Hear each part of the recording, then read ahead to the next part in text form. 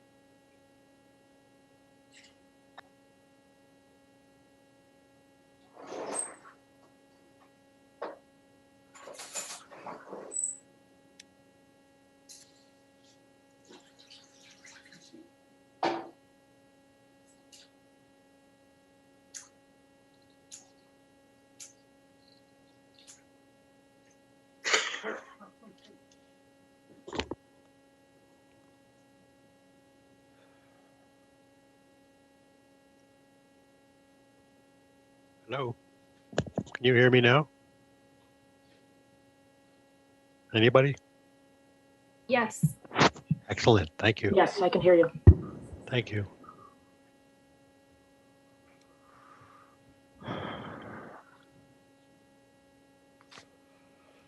Andrea, I need to borrow some of your books. I'm running out of reading material here in Ponderosa. They're all books, so Never mind. Another time, perhaps. all right. When I retire, I'll start to borrow the cookbooks and see what I can cook up for my wife, right? Right.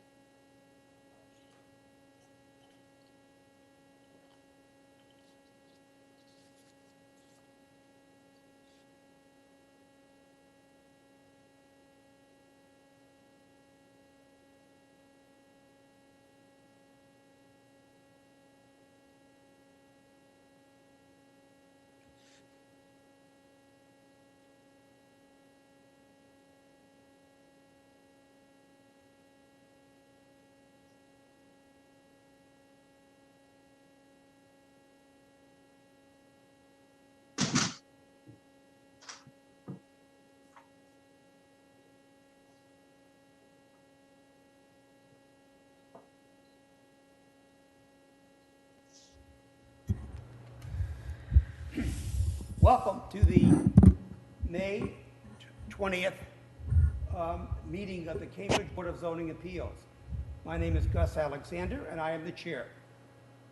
This meeting is being held remotely due to statewide emergency orders limiting the size of public gatherings in response to COVID-19, and in accordance with Governor Charles D. Baker's executive order of March 12, 2020, temporarily amending certain requirements of the open meeting law, as well as the City of Cambridge temporary emergency restrictions on city public meetings, city events, and city permitted events due to COVID-19, dated May 27, 2020.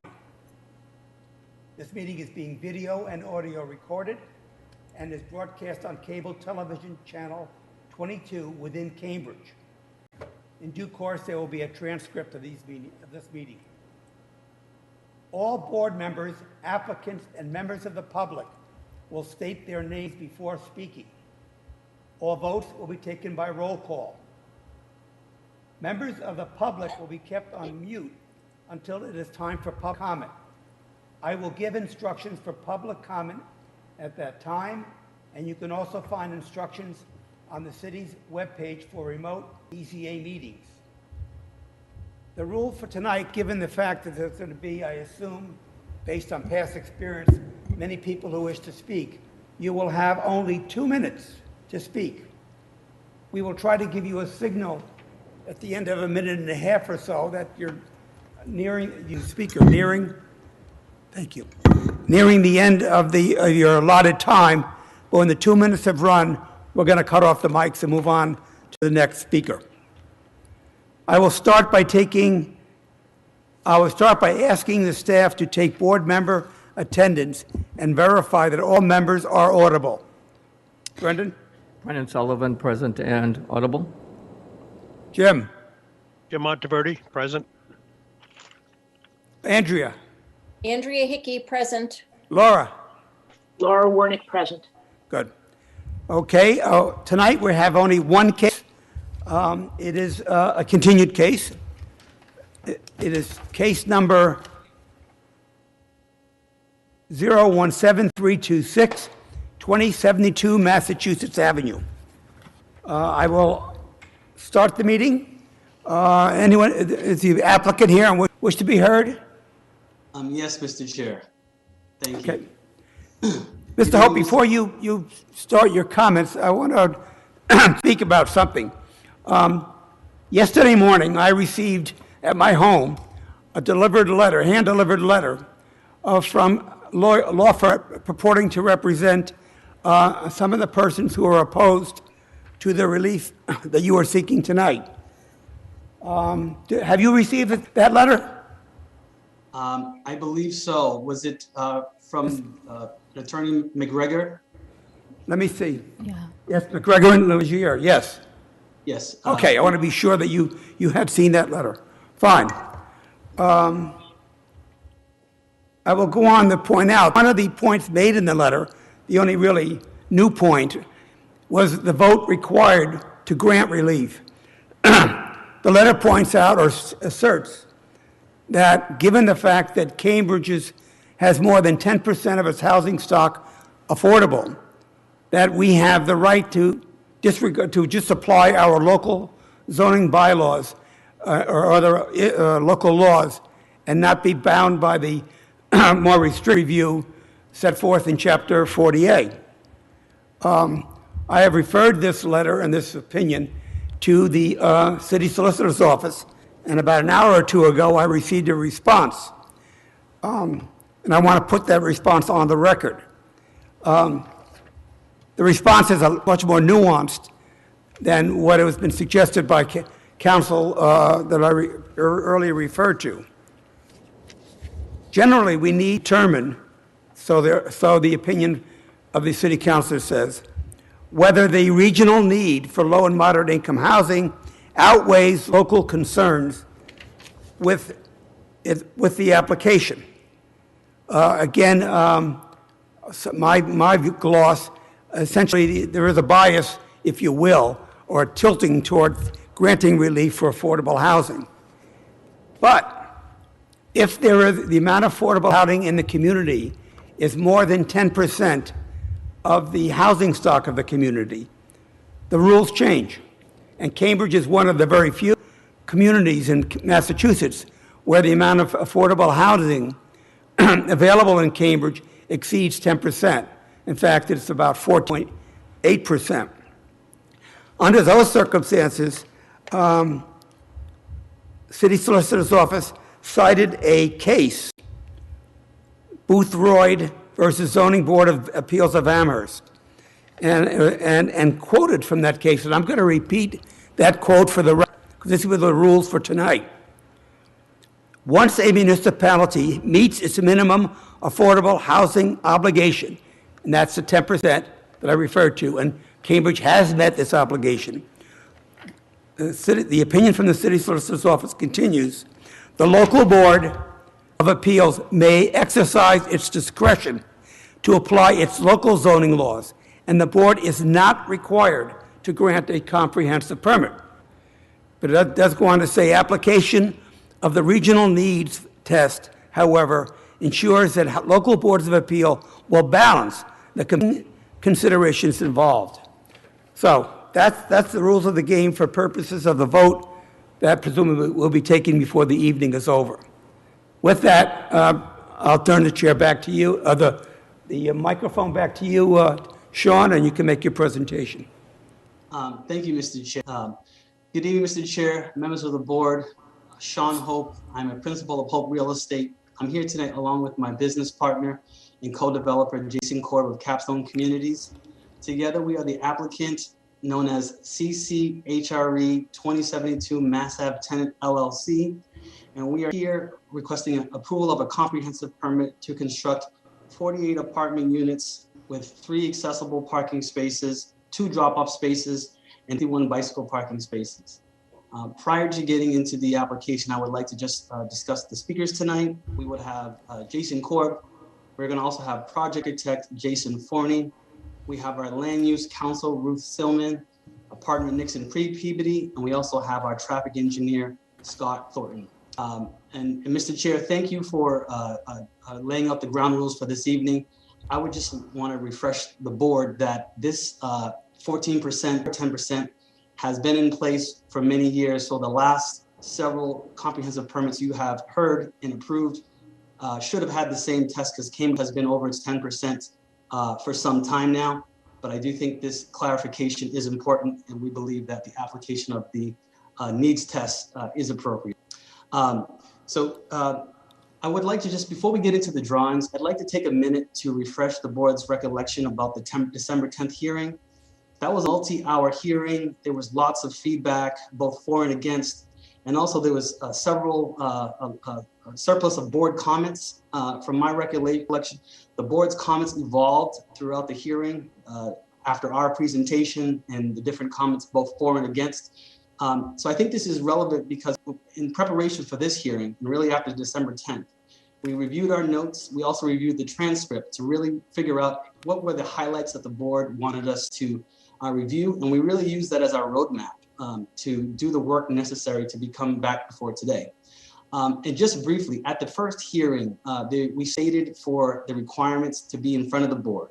And I think those are important because we established those, and I would just want to repeat those for the record and incorporate those into any decision tonight. So the first is that there are 3 requirements. The first is that the project is eligible for tax credits by a subsidizing agency. The second requirement is the tenant is a limited dividend organization, which CCHRE is. And lastly, that we have submitted the requisite site control in the form of a lease to show that we have control over the site. So I just wanted to incorporate those for the record. And so the next, to the actual, as I talked about, there were a couple of takeaways that I wanted to establish for the board that were our guiding principles in terms of the review and the work product that we came up with. So the first one was, and this is the takeaway, that the board acknowledged that there was a need for affordable housing, that this need was a strong need. It was a need in Cambridge and throughout the region. And also that the 40B legislation was intended to promote the preservation and production of affordable housing by way of of waiving certain local bylaws that are consistent with local needs. The second takeaway that we heard and we took to heart was that the board was concerned about the scale and the height of our proposed building. Both the Mass Ave was the primary focus, and we worked with the urban design staff internally, also with CDD, to try to come in to be able to mitigate that. And during the drawings presentation, we want to talk through our process and how we arrived. Also that the board requested that we continue to post plans on our website and that we stay engaged with the community for the purpose of making sure that any feedback that was appropriate or would improve their project was incorporated into what we presented to the board. And lastly, the board asked us to review alternatives for the site and specifically asked us to review an overlay project on the site. And we're prepared to talk about that as well. So at the December 10th hearing, as I said, there was robust dialogue, both for and against. And after that hearing, we took our charge to go and to look at our proposal. We had a continued case on January 7th, as the board is aware. And prior to that case, as the board knows, we determined that there was an error drawings of the Russell Apartments. Once we noticed that error, we quickly requested a continuance, and we sought to go remedy those incorrect drawings. But at the continuance, the board in its wisdom, and specifically the chair, asked us to go back to the planning board. And we did that prior to today. And I think that's important because the planning board, as the board is aware, is really the design arm of the city.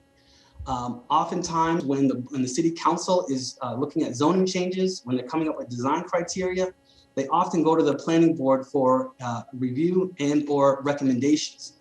As the board is aware, also under Chapter 48, the planning board is the agency of the city that oftentimes has to have give their recommendation prior to an ordinance change or city council action. So I would say the planning board is not just a design board, but they also are required under state law to opine certain zoning changes, and I think specifically relevant to this case. And so that was one of the things that we had the board want us to accomplish. I'd also just like to highlight for the board the processes for these type of comprehensive permits prior to becoming before the board.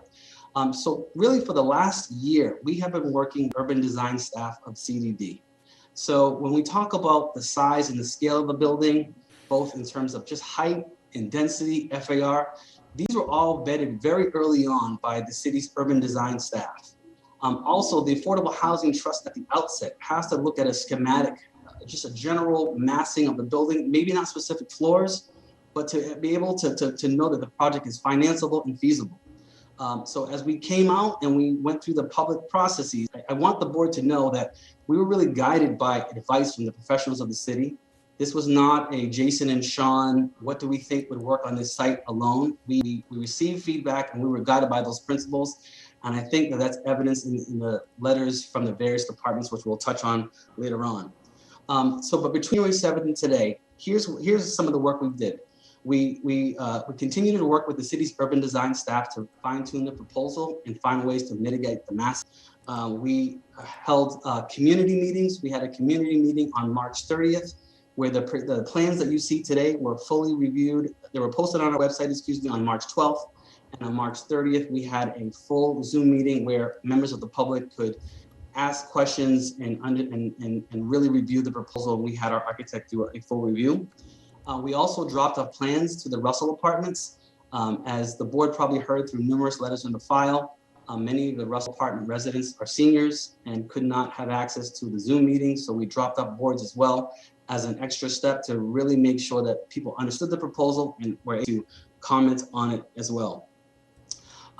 And lastly, before we get to the drawings presentation, I feel like at the first hearing, there was so much dialogue that actual letters from the departments were slightly glanced over, and we didn't really have a chance to dissect and hear what the professionals of the city had to say about this proposal, which I think is very important. So one for the planning board had two opportunities to review this proposal. They reviewed the 9-6 proposal, and they also reviewed the 9-5 proposal with the corrected Russell Apartments. So that letter is in the file. But both times the planning board approved the design, because that was their charge, approved it unanimously. And just a quick excerpt from the letter that is in your file. The board, and I'm just going to quickly, the board members noted that the height in the proposed building is greater than the buildings immediately surrounding the buildings, but also noted that there are examples of the buildings of this height elsewhere on Mass Ave. Also, that the additional density is not a concern in this location, and that the acute need for affordable housing justifies an exceptional approach. So that was the recommendation from the planning board to the zoning board after the second hearing. I also just want to let you know that it was the planning board chair also decided not to open public comment. And one of the points he made was that they had received thousands of letters, both for and against the proposal. Now, thousands may have been exaggerated, but the point is the same comments, the same feedback that the board has heard in the file, the planning board heard. So I would say that there wasn't a lack of discussion, there wasn't a lack of opportunity for public comment, and I believe that their recommendation stands on its own. I would just want to briefly also turn to the traffic and parking letter, because I think that is a lot of the correspondence that we've also heard about the impact or lack thereof on the traffic. So the first bullet point in the recommendation from the traffic and parking department says, traffic and parking strongly supports this project, particularly the plan to accommodate 3 10-foot travel lanes.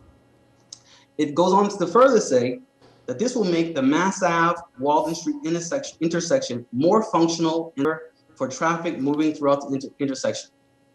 So in summary, when we have submitted this application to the professionals of the city, they have opined that when built, the project will solve a decades-long traffic and congestion issue at the corner of Walden and Mass Ave.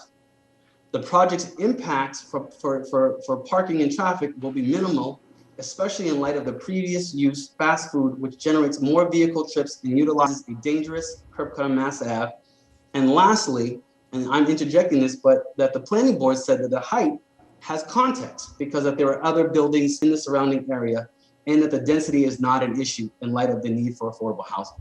So that's a summation of the recommendations from the professional city.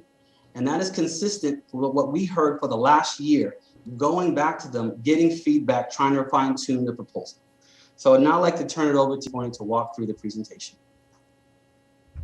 Thank you, Sean. Good evening, Mr. Chairman and members of the board. First of all, can everyone see the screen? Yes, I can. Well, I Thank did. you. Yes, Kenny, I can see it. Okay. My name is Jason Forney. I'm a principal with Bruner Cott Architects, and I'm joined tonight by my colleague, Greg Russell. We're returning this evening to discuss the proposed design for 2072. My presentation tonight is organized in a way that I'll first share with you the changes that we've made since December, and then I'll present the overall design to you, focusing on what we think are the most relevant issues.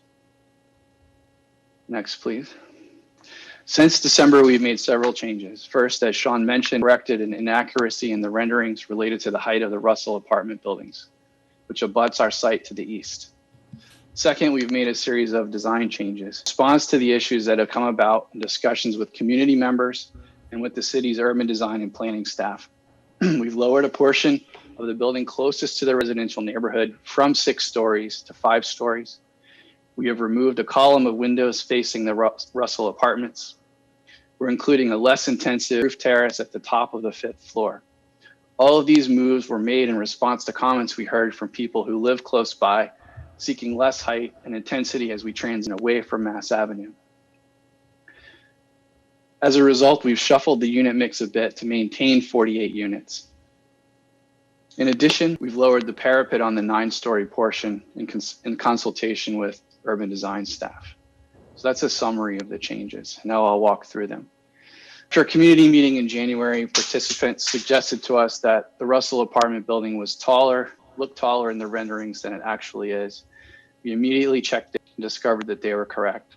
And so going forward, all of the materials have been corrected. But because we think accuracy is important, I wanted to walk through a comparative view quickly for you. On the left is the previous rendering showing the building at 70 feet instead of its actual 59. And on the right, the corrected version. Looking up the avenue, a similar comparison. One thing I'd like to note here are the 2 additional opening west facade facing you. I say openings because this is a firewall, and these have always been not operable windows, but decorative elements to articulate facade. Looking south towards Porter Square. And the Russell apartment building was also shown innovations that we submitted. That has also been corrected. And finally, because our model was used to generate the shadow studies, we've also did all of them. And here's a before and after comparison. A very slight difference, but our team is acknowledging the importance of being as accurate as possible. So perhaps the largest design and development change that we have made is to lower the south portion of the building from 6 stories down to 5 stories. And hearing from abutters, residents of Walden Street, and community development staff, it was clear to us that many people were more concerned about the impact of the building, those who live here every day, as opposed to those passing by on the avenue.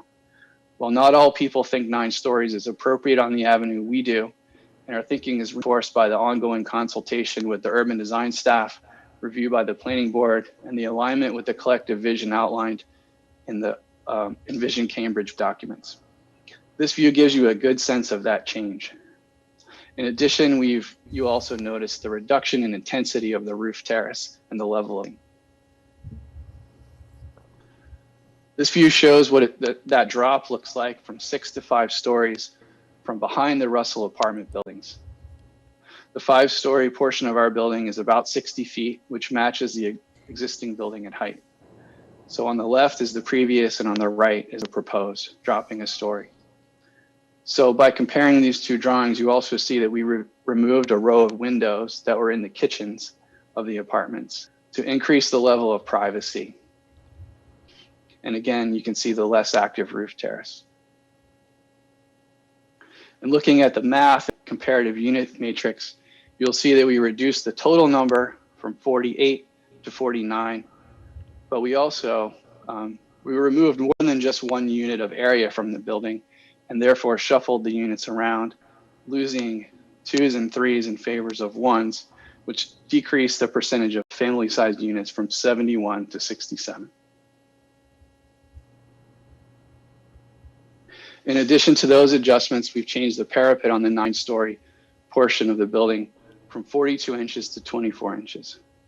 On the right is the proposed with the adjusted height.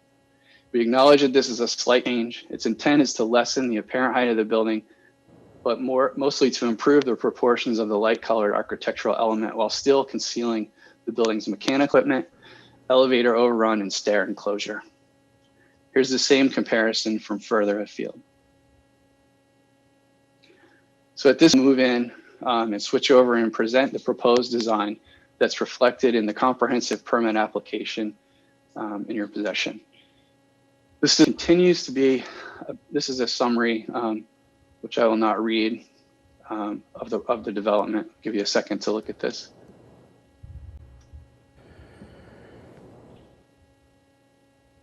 Okay, so next. This project and this design continues to be about the transformation of an underutilized corner site currently occupied by surface parking and a 1-story restaurant from a different era, and replacing it with a contextually modern building that responds to the corner site, strives to align with the ambitious goals set by the City of Cambridge with respect to smart growth, transit-oriented development, climate resiliency, and affordable housing production. It abuts the Russell apartment building operated by the Cambridge Housing Authority, a building that has a story blank wall just a few feet from the property line, with all of the units facing the avenue or the neighborhood behind. So our idea here, our design concept starts with the context. And this site is a very well-developed stretch of Massachusetts Avenue, which is Cambridge's main street and a major corridor. Density simply belongs here near the transit in one of our country's major metropolitan areas. The site is 500 yards, 4.5 blocks, and a 5-minute walk from the MBTA Red Line and the Fitchburg commuter rail, which is 1 stop to North Station. A covered bus station at the front door, bus stop at the front door. Quite simply, this is a place where more people should live to leverage the transit system and take cars off the roads. While not the norm, 2072 would not be the only tall building on Massachusetts Avenue. Between Harvard Square and Arlington, there are 2 8-story buildings and 1 other 9-story building. All of these notions respond to the multiple goals and strategies that were laid out in Envision Cambridge, the city's multi-million-dollar collective visioning exercise. A major concept for urban form in Envision Cambridge was to focus on major commercial corridors, shown on this diagram in orange, passing right by our site, filling gaps in the street wall and increasing density near transit. The list at the bottom of this slide outlines a collection of strategies from Envision Cambridge that have driven our design. In addition to the concepts of smart growth and affordable housing production, our design also moves towards net zero and encourages ground floor activity. I'd like to spend a brief moment on the evolution of design. First of all, as Sean mentioned, we've been working with community development and urban design staff for quite some time, especially urban design, to make sure that the building is responding to the city's urban design goals. It was our collective feeling, for the reasons mentioned above, that this site could support more than 6 stories. We began with a building that was 8 stories front to back. Over the months of process, we heard from community members and residents of Walden Street that lowering the building to the south would lessen its impact. So we first began by lowering it to 6 stories and raising the front up to 9. After our December hearing, we examined a number of options that included an 8-story building with a 6-story building in the back. But the 8-story building was sort of pushed more back towards the site to maintain the unit count. And we continue to hear from many residents that 6 stories was too tall in the back. And so to decrease the impact on the Russell apartments and other surrounding dwellings, we're coming back to you this evening with a design that steps down to 5 stories, but maintains 9 on the avenue. I'll restate our collective feeling, which is supported by planning staff and the planning board, that 9 stories is appropriate for this major corridor. And from left to right, you can see this evolution. Far left is where we began, and far right is what is before you this evening. So I'd like to move into design at the site scale. The design has the following relationships with the property, surrounding property lines. On Massachusetts Avenue, the building aligns with the street wall. The ground floor is set back about 3 feet to create a 14-foot sidewalk. To the east, it's on the property line as it joins the brick wall at the Russell Apartments. But the upper stories step back 5 feet from the property line as we move. To the south, the building is on the property line as it adjoins the city-owned parking lot, and then steps back 5 feet to 5 stories and another 25 feet to the 9-story portions, such that the 9-story segment is about 30 feet from the property line and 75 feet from the closest single home at 14 Walden. In this way, the city lot is a very effective buffer. Along Walden Street, the upper stories of the building are at the property. The ground floor is set back 4 feet to make a 7-foot sidewalk. And as we move towards the residential neighborhood, the building has an angled transitional setback that reflects the spirit of the city's zoning. You'll have read, I'm sure, in some of the correspondence, could you go back one, Greg, about the Russell Apartments outdoor space, and I just wanted to locate that for you. It's where the mouse is waving on the west side of the site to our property line, next to the tree that our arborist believes can be saved. So here's the building looking at the corner from the east. And if we talk about design for a moment, we have put a lot of thought into this quality contextual design, just like we did down the street at the London Center and Frost Terrace Affordable Housing. Both projects were opposed heavily, but have contributed to the positive change in Porter Square. The off-white rectangular element here anchors the corner and lifts up, if you could go back one, lifts up to provide transparency on the street. And the facade is inspired by the large rectangular openings of the Henderson Carriage House. And you can see the significant step down towards the neighborhood that acknowledges that transition. Sean read some of the comments from the design staff, but I'd like to echo a few more. They write in their letter to you that they support the high quality architecture. The project's overall massing and facade strategy is appropriate and elegantly designed. Looking up the avenue, you get an idea of the relationship that the building has with its context, becoming a part of the urban streetscape in Porter Square. Here, Mass Ave is 6 lanes and 70 feet wide, with plenty of light and air to support a 9-story building of this density. And this continues from further away as we see an even greater of building heights. Looking from Walden Street towards Mass Avenue, you see the transitional spirit of our design, starting with a 1-story plinth, stepping up to 5, and then on to 9 as we move towards the avenue. You can also see how the building steps back 5 feet in plan as we move towards the neighborhood. The windows here are smaller and the materials, painted, clapboard, and shakes have a finer scale. In a quick study of the massing and fenestration behind the Russell Apartments, you get a sense of the relationship between these two buildings. After stepping down another story, the rear portion of our building is 59 or 60 feet, making it the same height as the Russell Apartments. Most of the 9-story volume faces the Russell's party wall, and 100% of the windows on the south facade here of Russell Apartments maintain their access to light, air, and view. Reflecting the design goal of encouraging activity on the ground floor, we have a mostly transparent facade flanked by an articulated brick base. The second floor slab is 15 feet above the ground floor, making for good retail space. Coming around the corner, looking at a rendered elevation of Walden Street, more transparency and the vehicle entrance tucked in the back of the lot next to the city parking lot. The facade materials include seamed zinc panels, projecting windows, and wood-toned panels to bring warmth and articulation to the facades. We spoke at our first hearing about the improvements to Walden Street, and I won't talk much about this unless you have any questions later. Those changes are shown here at the ground floor, where you can see that by widening the street and narrowing the sidewalk, we get 3 full travel lanes.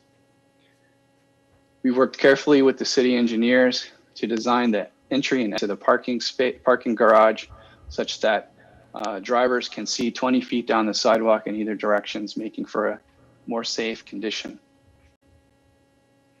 The 2nd through 5th floors are identical with a mix of 1, 2, and 3 bedroom apartments.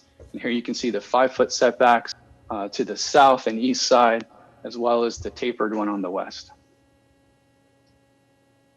At the 6th floor, you see the roof terrace we've made smaller and less intense, both to lower the cost associated with a deeper planted roof and to lessen the impact and noise on those living in the neighborhood. It has a small and an extensive green roof. And then at the roof level, there's a small mechanical room, elevator overrun, mechanical equipment, and a solar array. All of the equipment shown here is modeled and included in all of the rendered views. We have not wavered in our sustainability goals, commitment to carbon and greenhouse gas reductions. Most notably, the building will be designed and certified to meet Passive House Energy Standard. So I will end my portion of the presentation tonight by reviewing the shadow studies with you. In summary, the shadows cast by this development will layer with the existing shadows in the neighborhood. The majority of them are cast out onto Massachusetts Avenue, with very few of them casting towards the residential neighborhood, only in the early morning and late afternoon. So our methodology here is to show shadows on the solstices and equinox at 9 a.m., noon, 3 p.m., and 6 p.m. The existing shadows are gray and the shadows are purple. From the top left at 9 a.m., the shadows are cast up the avenue. At noon, across the avenue. 3:30, 3 o'clock and 3:30, also out onto the avenue.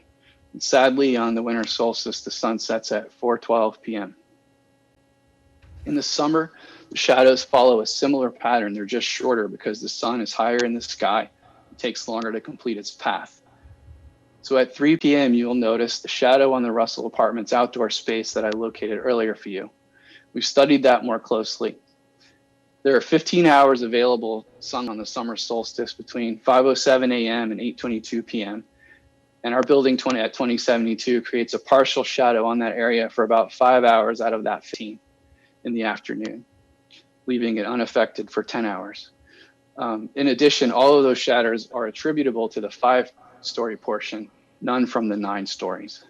And I'll also note, if you look at 9 o'clock, the building casts a similar shadow on that space from itself around the same duration of time. So I hope this has helped you in thinking and understanding some of the decisions that we've made as we come back to you in creating a 9-story building that steps down to 5. These are all important to understand. And now I'd like to turn it over to Jason Korb to talk about the urgent need for affordable apartment homes in Cambridge. Thank you, Jason. Mr. Chairman, members of the board, my name is Jason Korb. I'm the principal of Capstone Communities, and I'm partners with Sean Hope on this project. So at our last full hearing, where we gave a presentation, you provided comments, you asked us about an AHO project.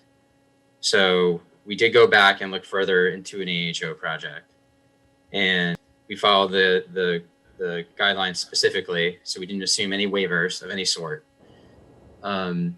And we determined that we could build a 30-unit building. And let me just make a point here.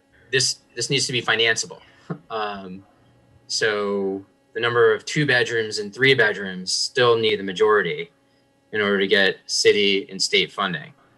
So this is a financeable AHO project. It's not a bunch of micro units, which I'm not sure whether or not you could do under the AHO, but that's not, we're not interested in building micro units either. We're interested in building high quality, family affordable housing. So you could build 30 apartments, 5 1-beds, 15 2-beds, 10 3-beds. And we determined it was not financeable. And I know there's been some things written about, we don't understand, how is a high rise more expensive than a 6-story podium wood frame building? Well, a lot of fixed costs that you see in a 6-story wood frame building, podium wood frame building, that you do in our 9-story building. The acquisition cost, the same. So instead of dividing it up by 48 units, you divide it up by 30 units. The site work is all the same. You're bringing in water lines, sewer lines, kind of stuff. You still need structural steel in a 6-story building. It's still a podium construction type of building. You still need to build a basement. You still need to put the transformer and the fire suppression room. You need to put the bike room down in the basement. You still need to create a retail storefront on the first floor. You still need to create a garage, and even though the AHO might not require it, the state has made it very clear to us that unless we provide on-site parking for the accessible apartments, our project will not get funded. So you're building the basement, you're building the first floor, you're building the same roof. You have concrete costs, and then you also have all your fixed costs. You have your geotechnical costs. All the same, building the same foundation, right? Waterproofing costs, accounting costs, legal costs, all of these various soft costs, right? Really, really raise the cost of an AHO project per unit basis. And that's how the state and the city funding sources look at this. They look at what is the cost on a per unit basis. And I just want to make a point. We did look at the cost associated with a high rise. I want to make 2 points associated with that. One is, this is not a heavy gauge steel building, the 9-story structure. This is a light gauge building, light gauge steel, and Jason can answer more questions about that. Okay, so there is some savings to go to wood from a light gauge steel, but this is not like a 20-story tower being built downtown. This is an innovative approach to building that saves a lot of costs. So the old sort of, historic way of thinking, you're a high rise, you're going to blow the cost out of the water. Times have changed. Like, we've innovated, and we can do these things now using light gauge. We also did look at, okay, we're going to back out boosters, metallic piping. We did a very careful analysis with our GC. Stair pressurizations, electrical, and I mentioned wood versus light gauge steel, right? So, even when you take all of that into account and you back that out, there's a huge delta on a per unit basis between an AHO project and our project in terms of cost. So I just want to make that point. You also need to stage, you also need the logistics. The site is still a 0 lot line, whether you're an AHO or not. So you can go to the next slide. So we want to address that. I'm happy to provide more specifics, and Jason is as well. So at the last hearing, where we presented a lot of numbers to you, thousands of people, you all know there's thousands and thousands of people on the waiting list looking for affordable housing. So I wanted to provide something that actually was just released, which is a report by the Cambridge Community Foundation called Equity and Innovation Cities, and looking specifically at Cambridge. And Cambridge is considered one of 25 innovation cities across the country. And there's the definition of what an innovation city is. San Francisco, Seattle, Denver, Nashville, a whole bunch of others. They have high concentrations of entrepreneurship, venture capital expenditure, startup activity, lots of tech, lots of biotech, lots of life sciences, like Cambridge. I'm not sure if you've seen this study, but I think it's worthy of going through and not paraphrasing their words, but actually reading their words. Of the 25 innovation cities, Cambridge has the 7th largest gap between average households in the top and bottom quintile. So they divided the income level quintiles, right? Behind only Boston, Atlanta, Washington, North Miami, and San Francisco, with the average household income in the high quintile earning 25 times as much as in the lowest quintile. So the highest quintile in Cambridge earns 25 times more than the lowest quintile. We're building family housing here. The report says, and again, this is not paraphrased, children are disappearing from innovation cities nationwide. With the exception of Arlington, Virginia, and Washington, D.C., all of the innovation cities have lost children since 2010. Cambridge ranks among those with the largest decline in the under 18 population, and now has the smallest child population of all the innovation cities. Children under 18 make up just 12.4% of the city's population. I'm not sure what that extra part is. Cambridge's rental costs are nearly twice the innovation city median. So this is like the innovation cities, like expensive cities. They're twice the median cost. Cambridge is among the most expensive innovation when it comes to the cost of housing for both owners and renters.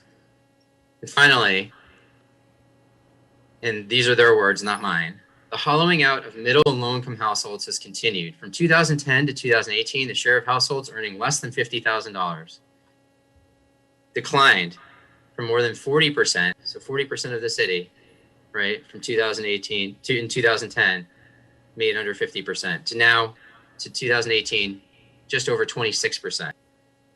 Those in the middle income, moderate income, while those earning $50,000 to $99,000, roughly the middle income in Cambridge, fell from 26% to 20%. And on the opposite side, by contrast, the share of households earning over $200,000 more than doubled in Cambridge.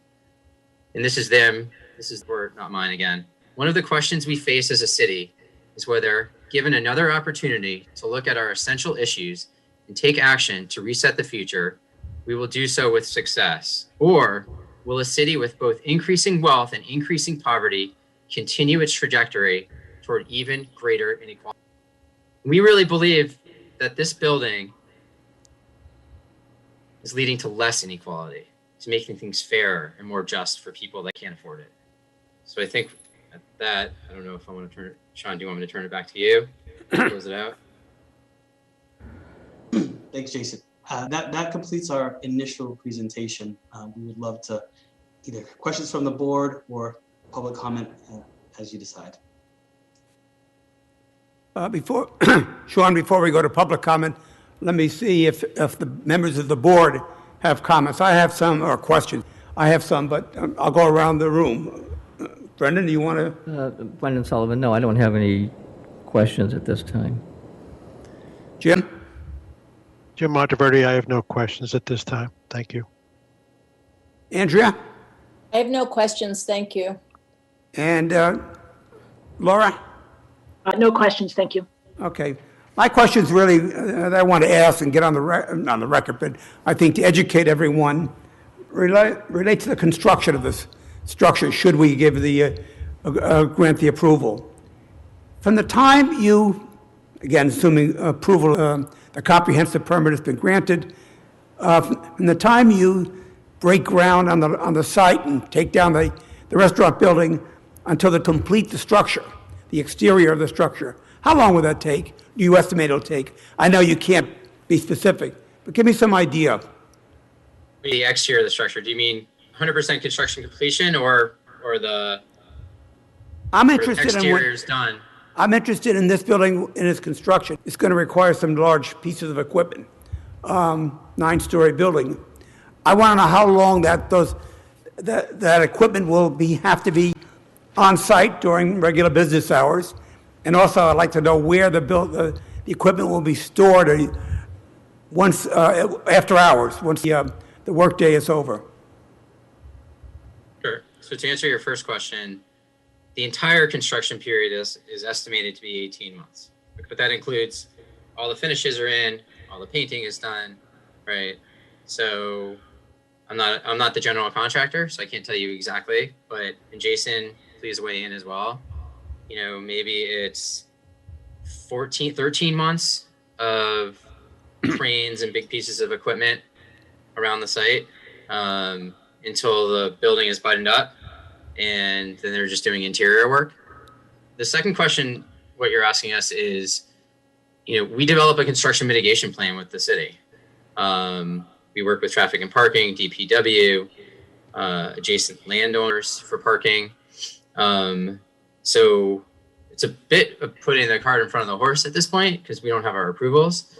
But we would have to go out and we'll follow all of the rules with regards to construction that the city has. And we would work with the DPW. I wouldn't want to speak for DPW as well. In terms of saying I'm going to put my vehicles here or this there without them weighing in. So, okay, thank Sean, you. you want to? Yeah. Mr. Chair, I'm wondering, are you asking for specifically what the construction equipment that would be different for a 9-story building or versus a smaller building? I'm interested, I think I want to know, because it leads to the next question about the traffic lanes being reduced, if any. When you're bringing in big equipment, it's got to sit on the street. And I say big, I'm talking, generally. If that's the case, will the traffic lanes be reduced? Will some traffic lanes not be open for transport, for going back and forth while the building is being built? We're talking about a dense neighborhood, a highly traffic neighborhood. And with regard to Walden Street, a neighborhood that's got traffic challenges. I want to know better what the challenges are.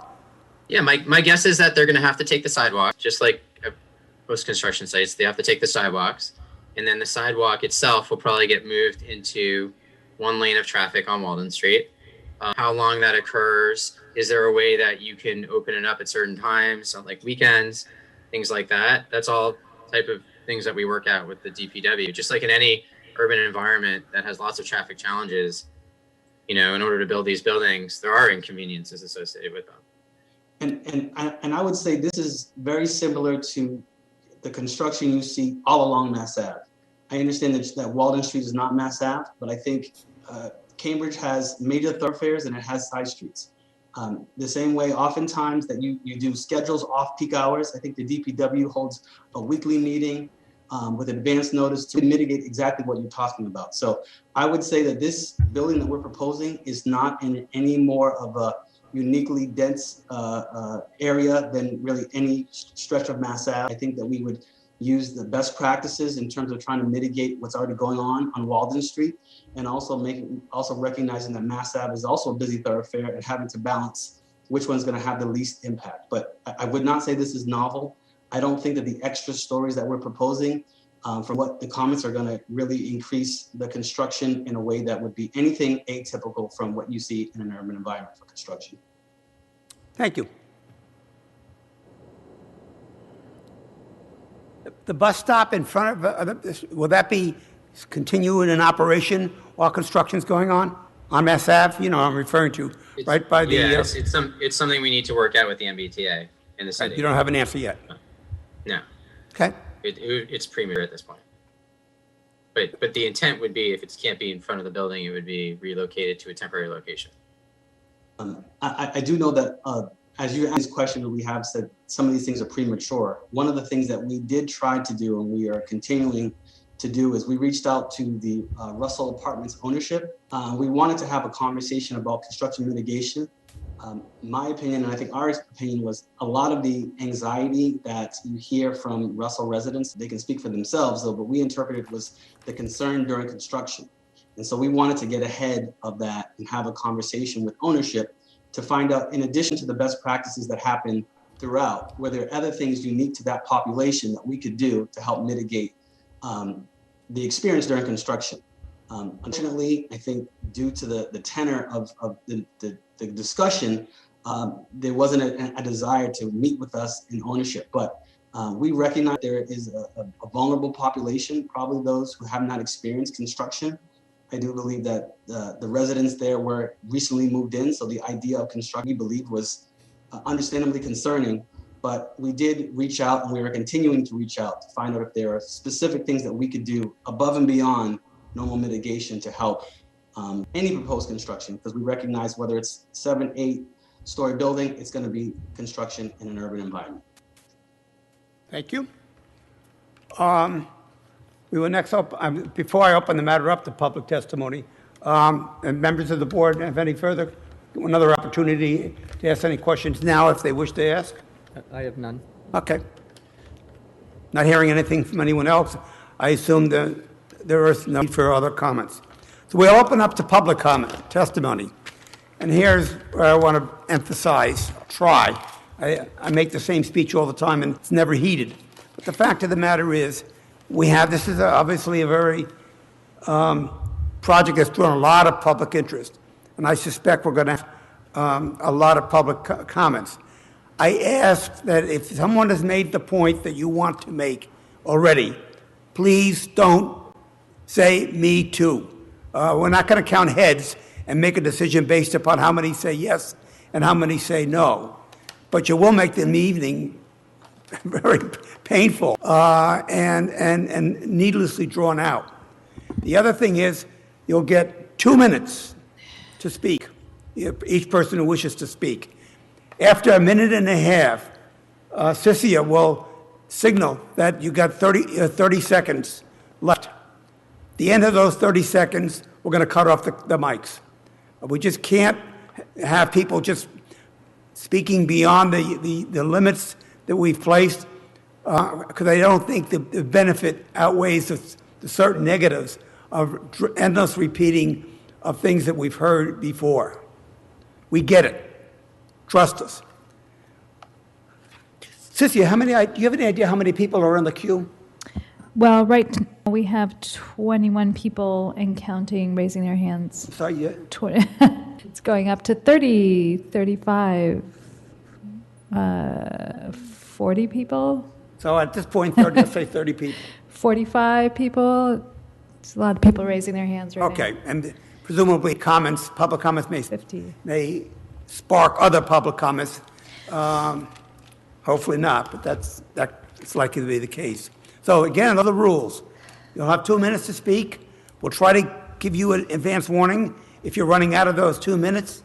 And at the end of the 2 minutes, we're going to have on, and you'll have to end your comments. So with that, I will now open the matter up to public testimony. Any members of the public who wish to speak should now click the icon at the bottom of your Zoom screen, excuse me, that says raise hand. If you're calling in by phone, you can raise your hand by pressing *9 and unmute or mute by pressing *6.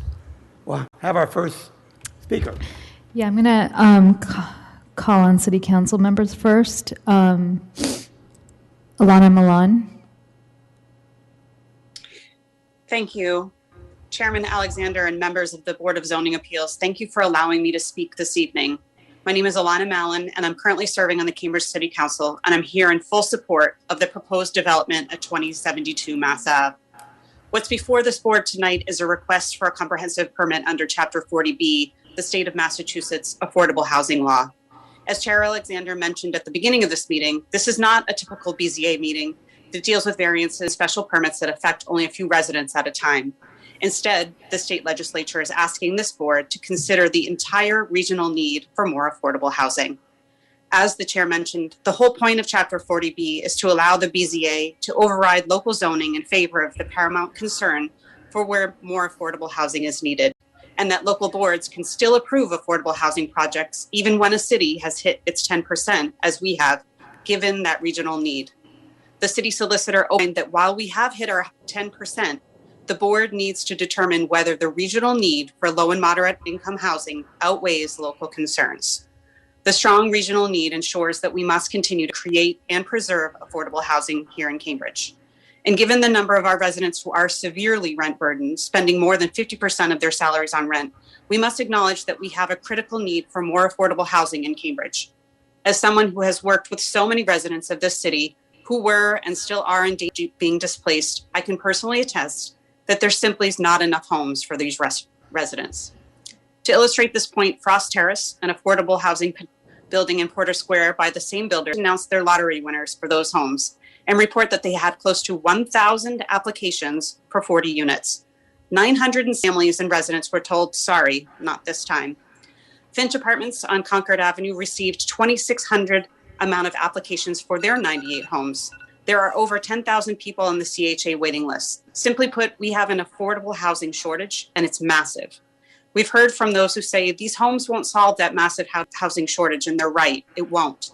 But that's not a reason not to approve this project without reducing the number of homes. Every unit will make a difference, every home a lifeline for residents, many of whom you know as your children's paraprofessional in their classroom, your local coffee shop employee, and other community members whose entire support system and history is here in Cambridge. The COVID-19 pandemic revealed just how important access to safe, affordable housing is. The public affordable housing is. The public health crisis was exacerbated by low-income residents who work multiple jobs just to afford those high rents, or had doubled up with family and friends to save on housing costs. We saw the devastation that disproportionately hit our low-income and largely Black and Brown neighbors and community members. We as a must learn from that lesson and create access to safe, affordable housing to ensure that our neighbors and our community is never that vulnerable again. There are a great many voices that we'll hear from this evening on why this project shouldn't be built, but I want to bring into the room that. Sorry? We're going to move on. Remember I said there'd be a 2-minute time to speak, and I've used just 2 minutes. Well, I just want to say, on behalf of these families, I'm respectfully asking the board to fulfill its duty as pertains to the state 40B chapter laws and override local height and density in the current zoning in favor of the paramount concern for more affordable housing. Thank you for allowing me to speak. You're welcome. Next, Cynthia. Hang on.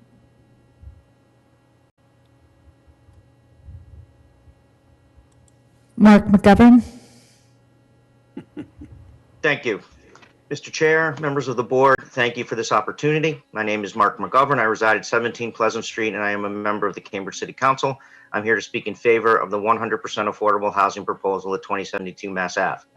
Over the past several years, the City Council and the City Administration have made several efforts to promote and support the creation of affordable housing in our city. 5 years ago, more than tripled the incentive zoning amount commercial developers must contribute to affordable housing. We then increased the inclusionary zoning percentage from 11.5% to 20%. Last year, we worked with the city to increase the amount of money the city puts towards affordable housing from roughly $10 million per year to approximately $30 million per year. In this term, we passed the affordable housing overlay to make the building of 100% affordable housing more financially viable.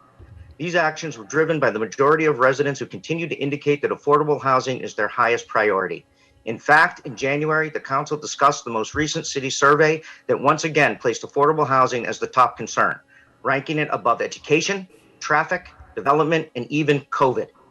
In addition to meeting the goals set by the city and the city council, this project falls in line with many of the recommendations made in the Envision Cambridge report, one of which states, quote, enable more housing, including affordable housing, to be built along major corridors and in the areas that have the capacity to accommodate growth and are well served by transit, end quote.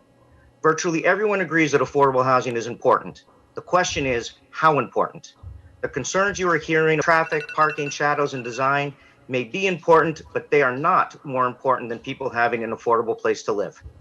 Homes for people should be the top priority. So the question for you is, what priorities will you set tonight? Will you place traffic over homes for people? Shadows over homes for people? Parking over homes for people? The difference between 7 stories and 9 stories will be virtually unnoticeable. But the people who would live in the homes that will be lost, that difference will be devastating. Recently, you were described as the last line of defense against this project. Instead of seeing you as defenders against affordable housing, I would rather see you as partners in forwarding the city's goals and objectives that are the main concern of the majority of people in our city. All the words and sentiments in support of affordable housing. Mr. McGovern, your 2 minutes are up. Thank you very much.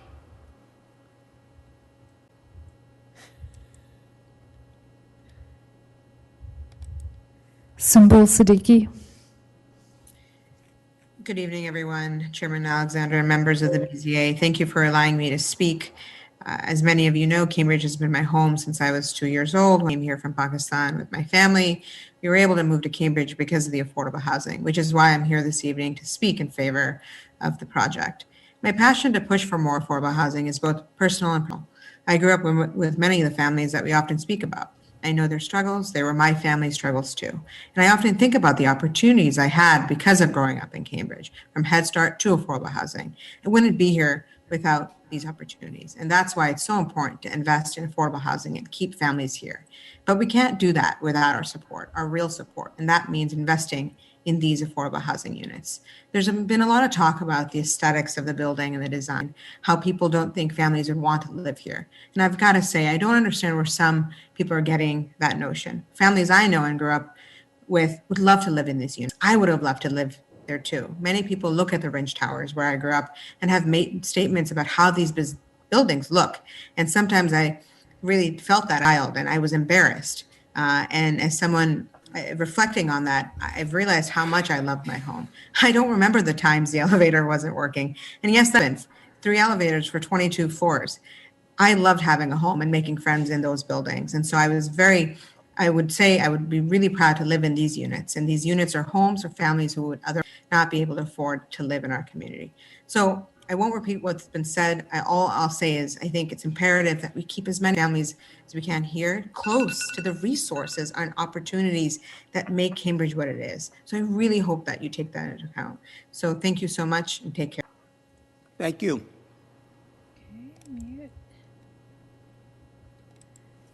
Denise Simmons. Thank you. I want to thank members of the BZA for allowing me to speak in strong favor of the proposed development at 272 Massachusetts Avenue. My name is Denise Simmons. I'm serving on my 10th term on the City Council, and I'd like to talk to you just briefly about the broader context of citywide affordable housing overlay district that the council passed last year. Since the loss of rent control in the mid-90s, we see housing prices absolutely skyrocket in the city.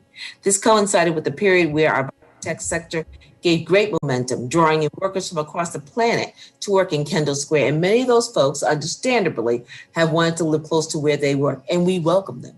But these biotech workers have brought with them salaries that have allowed them to pay far greater rents than many of the longtime Cambridge residents that are now competing against in the housing market. And more, we've seen our teachers, our nannies, our home health aides, our convenience store workers, our firefighters, our police officers getting pushed out of the community, our community, because they can't afford the increasing rents. Fortunately, the only realistic way that they're going to be able to afford to keep these folks in Cambridge is to allow for the creation of affordable housing units. And that's led the City Council to approach this from a variety of different angles. In recent years, it's led us to triple our link so that developers of commercial buildings pay a higher amount per square foot. Our Affordable Housing Trust led us to update our inclusionary zoning to roughly double the amount of permanently affordable housing units that now will be included in all residential buildings of 10 or more units. In the last year, it was up to our city, and we did pass the Affordable Housing Overlay District.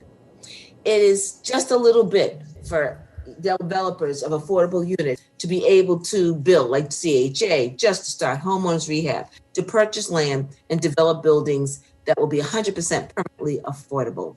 None of these tools represent a silver bullet, but none of them will meet the demand of the tens of thousands of people that are currently on the various housing lists. The building 870 Massachusetts Avenue meet all the requirements. Excuse me, Ms. Simmons, I appreciate your comments, but your 2 minutes are up and we do have to have other people speak. You just wrap up in a few. Sir, I was timing myself. I was about to wrap up. At the end, I'll just say the project at 2070 Massachusetts Avenue represents a real chance to house 48 families that Cambridge might otherwise lose forever. That's not an abstraction. These are real people. I urge you to take this opportunity, not to take this opportunity away from them. Thank you for your consideration. And thank you for taking the time to speak to us.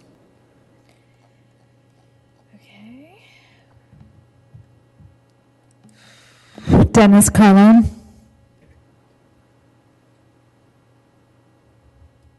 thank you for letting me speak. I'm going to take a perspective on this and talk about the project specific.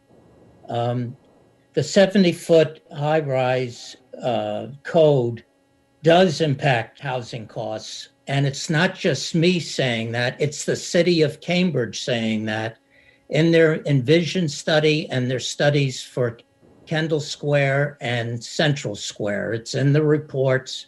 It adds about 30% extra costs. Now, but going beyond that is that this is a precedent-setting hearing. And you know that as the board of the BZA, that people will come back. What this also says is the AHO doesn't work on such sites, that 30 units doesn't work. I don't believe that for a moment. And I hope you don't as well.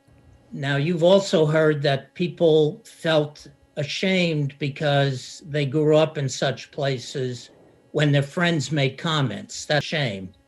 Well, this building does not fit in. And I'm not just talking about the height. Yeah, it's fancy looking, but we should be building a city where you can't tell what's affordable, what's different. It should fit in as part of a context. That's all a background building. And that's not saying you can't have a handsome building. Many background buildings are the most handsome we have. So I am not for this. I think it sets a terrible precedent. And the city were really interested, we would be using our own land for further housing. We would be purchasing our own land through the Cambridge Redevelopment Authority. I'm the guy that's pushed for more funding and has gotten it. And I'm all for affordable housing. I just believe it should fit in and the AHO set the standard. Thank you. Thank you. Okay. Alan Sadin. Hi, my name is Alan Sadoun. I live at 17 Pleasant Place. I support the project. I have two quick things to say. The first is that every time I see the rendering of the view up Walden Street, I'm struck by how much it looks like the view of the Putnam Square building at Putnam Ave in Mount Auburn, which is a very inoffensive building in a very similar context. And the Putnam Square building doesn't even have a step down like this building is proposing. Once this building has been built for a few years, I think it will be thought of as very natural. The second thing is that we just heard a discussion of the precedent this project would set if it were approved. I think the precedent it would set is that Cambridge supports affordable housing, smart growth, transit-oriented development, climate resiliency, and generally giving people places to live. I think that's a good precedent. Thank you.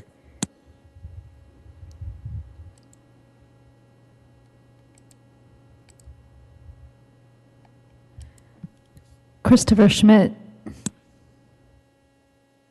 Christopher Schmidt, 17 Laurel Street. I'd like to refer to the chair's quotes earlier. He explained that I make the same speech every time and it's never heeded. And I feel that way very much about the BZA with this project and other affordable housing projects. We continue to say we want more affordable housing, but you heard it from other public speakers, you've heard it from the letters you've gotten, you've heard it over and over and over again. There is no better place to put a 9-story building in Cambridge than on Mass Ave. There is no better place to put more people than on our corridors, near transit, near grocery stores, near everything else. I cannot imagine a better place for a project of this type. I am disappointed that the board has already pushed for fewer families to be able to live here and fewer people and fewer children to live in our city. I think that is not the city that we are, and it's not the city we espouse to be, and I think that we must do better. We live in a city. Buildings are tall in cities. That is a thing that happens, and we should accept that and move forward with that and allow more people to live here to become a better place. Thanks.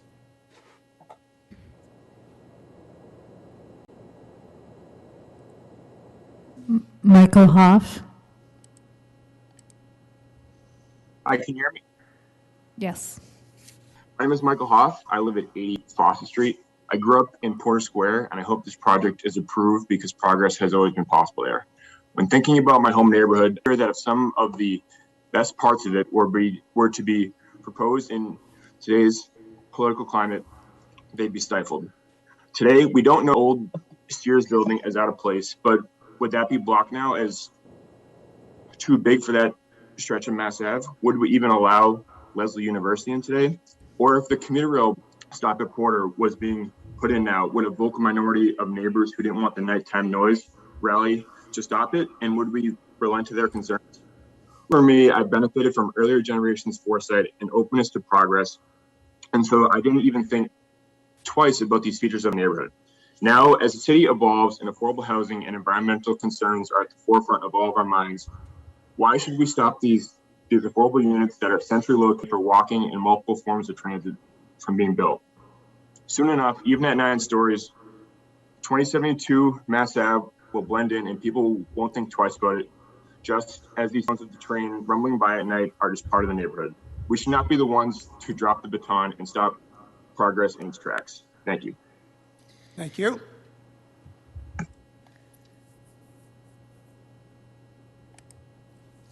Matthew LeBeau. Hi, my name is Matt LeBeau and I live at 1558 Massachusetts Avenue. I want to express my strong support for this project, which provides sorely needed affordable housing in Cambridge. This is a walkable development that advances the city's climate and housing goals. And I encourage the board to consider whether the local concerns voiced here will truly outweigh the life-changing benefit that this project could provide to so many families that deserve it. Year after year, Cambridge residents rate affordable housing as the #1 issue the city faces. It's time that we walk the walk and actually build the housing that we say we want. Thank you. Lisa Dreer. Hello, my name is Lisa Dreyer. I'm a Cambridge native and a homeowner on Cogswell Avenue, located 1 block away from this project. I strongly oppose the current design of this project and believe it should be redesigned to reduce the mass size and impact on vulnerable abutters. The greatest impact of this building will be on the most vulnerable residents in the immediate surroundings, the senior and disabled residents of the low-income apartments at Russell Building. 70% of the residents of that building, 38 out of 54 people, have signed a letter in opposition to this project. And I implore the board to listen to the voices of those residents as they request your consideration. Other abutters whose property line directly connects to the city parking lot right behind this building on Walden Street and Creighton Street also strongly oppose the project. So those are numerous people withstanding to appeal any decision that be made tonight.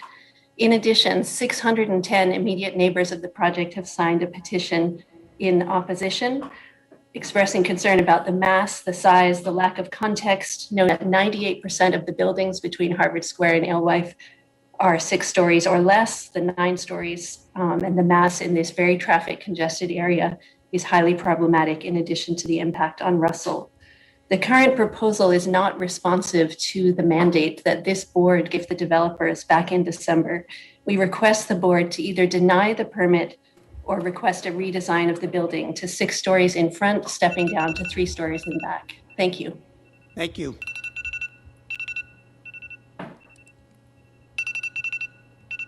Sorry. Camila Elvis. Hi, my name is Camilla Elvis, 28 Linnean Street. I grew up in the Porter Square neighborhood in case proximity matters. But what I would say is that I heard earlier from the presentation that this fulfills many of the goals and many of the recommendations of the Envision Cambridge process, which is inherently going to be more representative of this community and this city's desires than the people who show up at these meetings or sign petitions. The city spent millions of dollars doing this, reaching out to people, not asking people to come to this meeting on a Thursday night to get their desires. And it meets our needs for climate resilience, for energy efficiency, for building up Mass Ave, providing affordable homes. I mean, Cambridge has a responsibility as a transit supporting city, provide housing that is transit oriented and to provide housing for plenty of people to do that. It is the biggest thing we can do to support the environment. And I just really that you'll weigh the 3-year community process of Envision Cambridge more heavily than the people who self-select and choose to come to meet like this. And in particular, the needs of the city as a whole compared to those in a small radius around this one building. Yeah, thank you. Thank you.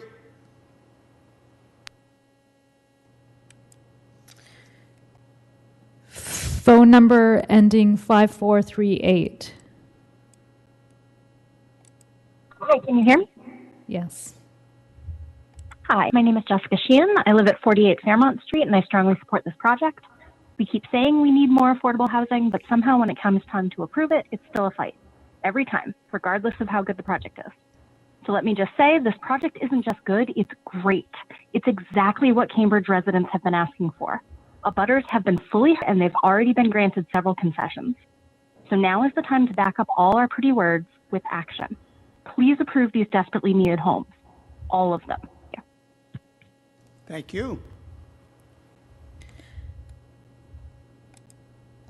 Azra Kubelius. Hello, thank you. I'm Oshra Kavilius. I'm a close neighbor at 21 Cogswell Ave, and I strongly oppose this project, not because I oppose affordable housing, but that I support affordable housing at safe locations. And anybody who knows that intersection, Walden Street and Mass Ave, knows that that's not a safe location. I can't imagine putting 50 kids on bikes coming out on Walden Street. It just would put them at risk. The other reason I support not granting this petition is because of the Russell Apartments that house senior and elderly right next to this proposed project. So folks, I support affordable housing, but not at that unsafe location. Thank you.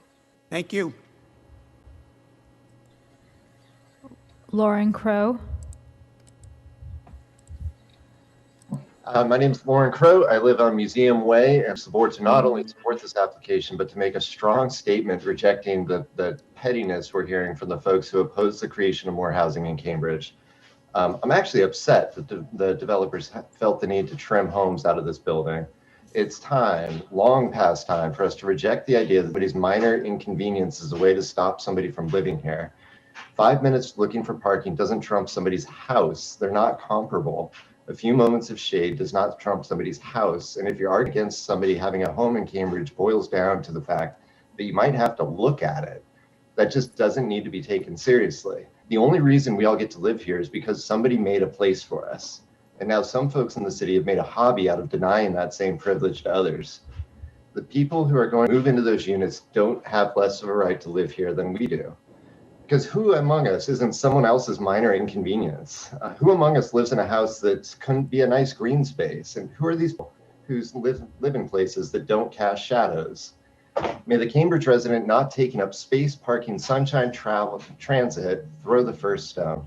We live shoulder to shoulder, but that doesn't mean we're fighting over scarce resources. The only thing that's limited about Cambridge is the vision of folks who can't see what's Cambridge great is the people who live here.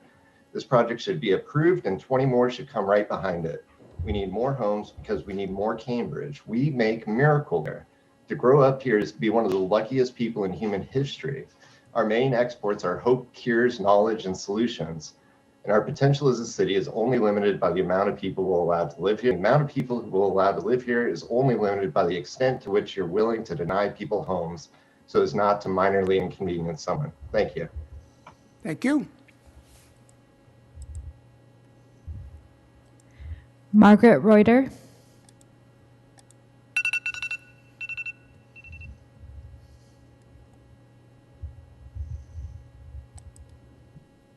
Unmute. Can you hear? Yes. Hello, I'm Margaret Reeder. I am a resident of the Russell Apartments next door at 2050 Mass Ave.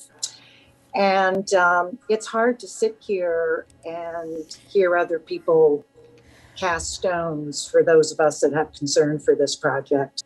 It was also hard to hear tonight Sean Hope suggest that it was due to the tenor that I turned down a meeting that he invited me to with the executive director of Cambridge Housing Authority. The reason I turned that down was in order to ask for a private meeting with our landlord, the Cambridge Housing Authority. You know, I have to say, I think the rollout of this project could be a case study in mismanagement. And I don't think anybody in Cambridge should feel too good about it. And I may be a resident of affordable housing at this moment, but I've paid my taxes for many, many years, worked for the city of Cambridge. And the sloppy errors, procedural violations, missing rings, not even one of our side of the building. Most everybody is talking about this building is looking from Mass Ave. It is so much more than that. And I guess one of the things I want to say is that 70% of us here at Russell would like to Minute and a half. Okay. Do not approve this design. We believe in Envision, and Envision says light, noise, privacy, and context matter. The new proposal tonight gives no difference and no change from the beginning proposal, where the buildings intersect at their rear footing. The building continues on at 102 feet in height for 17 more feet along Walden Street before it steps down. The steps down came about because the height of the building was communicated incorrectly. That was 2 minutes. Okay. Young Kim. Good evening. This is Young Kim at 17 Norris Street. Mr. Corbett and Attorney Hope should be commended for their passion and dedication to providing affordable housing in Cambridge. However, the proposed 2072 Mass Avenue project alone can solve the critical need for affordable housing, nor are they providing such housing purely out of their altruism. Currently, there are more than 600 affordable housing units in various stages of development. We just completed units at Finch Cambridge and Frost Terrace, some in the AHO pipeline, and 15 affordable homeownership undergoing 40B process. With all these new affordable housing units, CCHRE should be able to work more cooperatively with community to reduce the density of 2072 Mass Avenue to fit better in the neighborhood.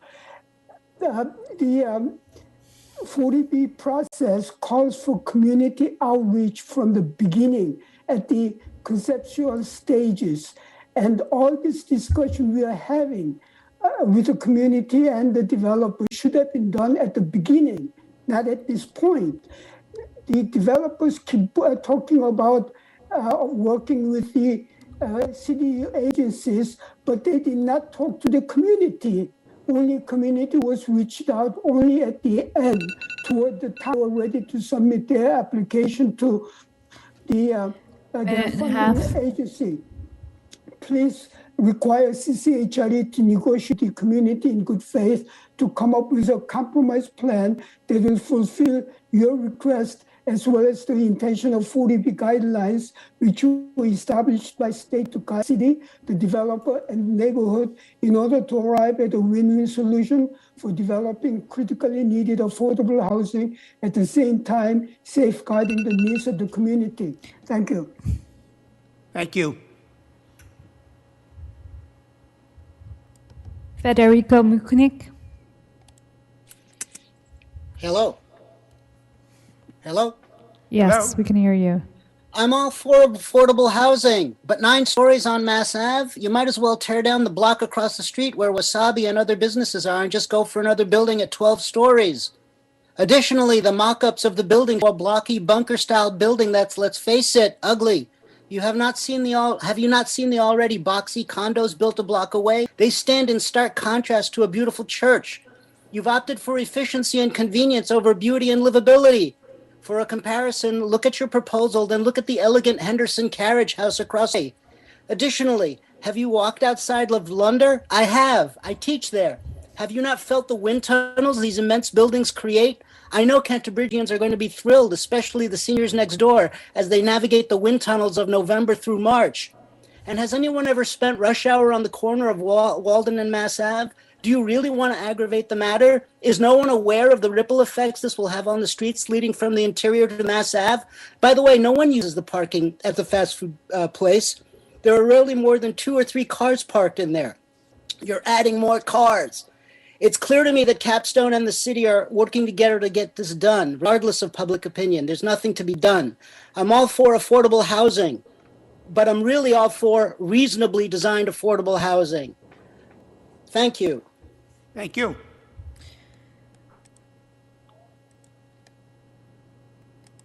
Pamela Winters.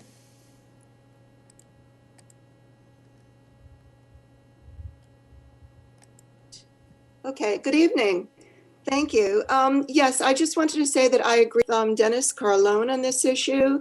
I feel as though the building, my name is Pamela Winters. I live at 41 Orchard Street. The building is way too large for this. There's no green space around it. It dwarfs the abutting buildings. There's not parking for at least 20. There is not parking for at least the 25 or more cars that will be there. And this is setting a bad example for other buildings that developers would consider. And it also increases the canyonization of Mass Ave. The developers are applying for a comprehensive permit, but please keep in mind that the neighbors will be looking at this building for at least 100 years. And I feel that psychologically, architecture has impact on people and neighborhoods. The lack of setbacks and the color makes it even more impactful. We now have over 6 signatures from neighbors that are against this project as is. Maybe the developers could look at other affordable housing in the city, such as Just a Start, and see how affordable housing can nicely fit into the neighborhood. There will be at least 200 new residents in the building. This is a concern that residents, pedestrians, and cyclists will be compromised at this very busy intersection. And if the city approves the traffic in this area, they could certainly improve the traffic without this building even being there. Finally, I'm concerned about the seniors next door, which is also affordable. This will only be 4 feet away, will probably be 2 years or more of Minute and a half. Am I all through? Is that 2 minutes? No, you have 30 seconds. Oh, okay. They permanently lose their light and privacy. There's going to be at least 2 years of construction here. Cambridge has almost 15% affordable housing, and Chapter 40 of the Mass General Law says that unless you have less than 10%, you don't have to erect more. And please keep in mind that Cambridge is one of the densest cities in the country for our population. Somerville is another. I hope that the BZA recognizes these issues and will reject this project. Thank you very much. Thank you for taking the time. Neil Miller. Hi, Neil Miller, 104 Pearl Street, Apartment B. Just wanted to say that I support this project. We have a housing crisis, we have a climate crisis, and this project goes to addressing that. One other quick note, I live in Cambridgeport, and down the street from me is the LBJ Homes CHA property on Erie Street. They're taller than the project, even its initial proposal. They're even further away from Mass Ave, from a main travel corridor. They're taller than the houses around it, but I think that hasn't been a problem. They are a community space. They're the polling place for Ward 5, my polling place. I am vice chair of the Ward 5 Democratic Committee, and we have our monthly meetings there. Before COVID, we had our caucuses there every year, 2 or 3 years ago, and we hope again next year we're having our cookouts. They're open to everyone, and they're a great chance for people brought together by the place that they live in to meet each other. And it hasn't been a problem. I think this is in an even better location, and I hope the BZA approves it. Thank you. Thank you.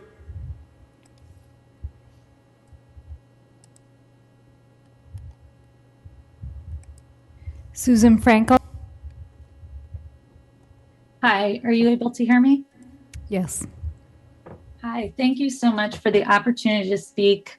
My name is Frankel. I live 300 feet from 2072 Mass Ave, right off of Walden Street. I strongly oppose this proposed development for many reasons. I really urge you to listen to the people who live near the intersection and know how dangerous it is. The developer continues to speak about the massing on Mass Ave, but we should really recognize the massing on Walden Street and the massing to Russell. So 9 stories, 102 feet, goes 74 feet down Walden Street, same amount that's on Mass Ave. So now you have a small street that's got a 102 foot building going down 74 feet, then ups to 60 feet in height and goes another 40 feet down Walden Street. Now, Walden, as you know, is 2- and 3-story homes. So this is very intrusive from a building perspective. It's way out of context, and it completely ignores the spirit of the affordable housing overlay. I would also ask you to consider that 102 foot tall portion of the building goes beyond the back of Russell.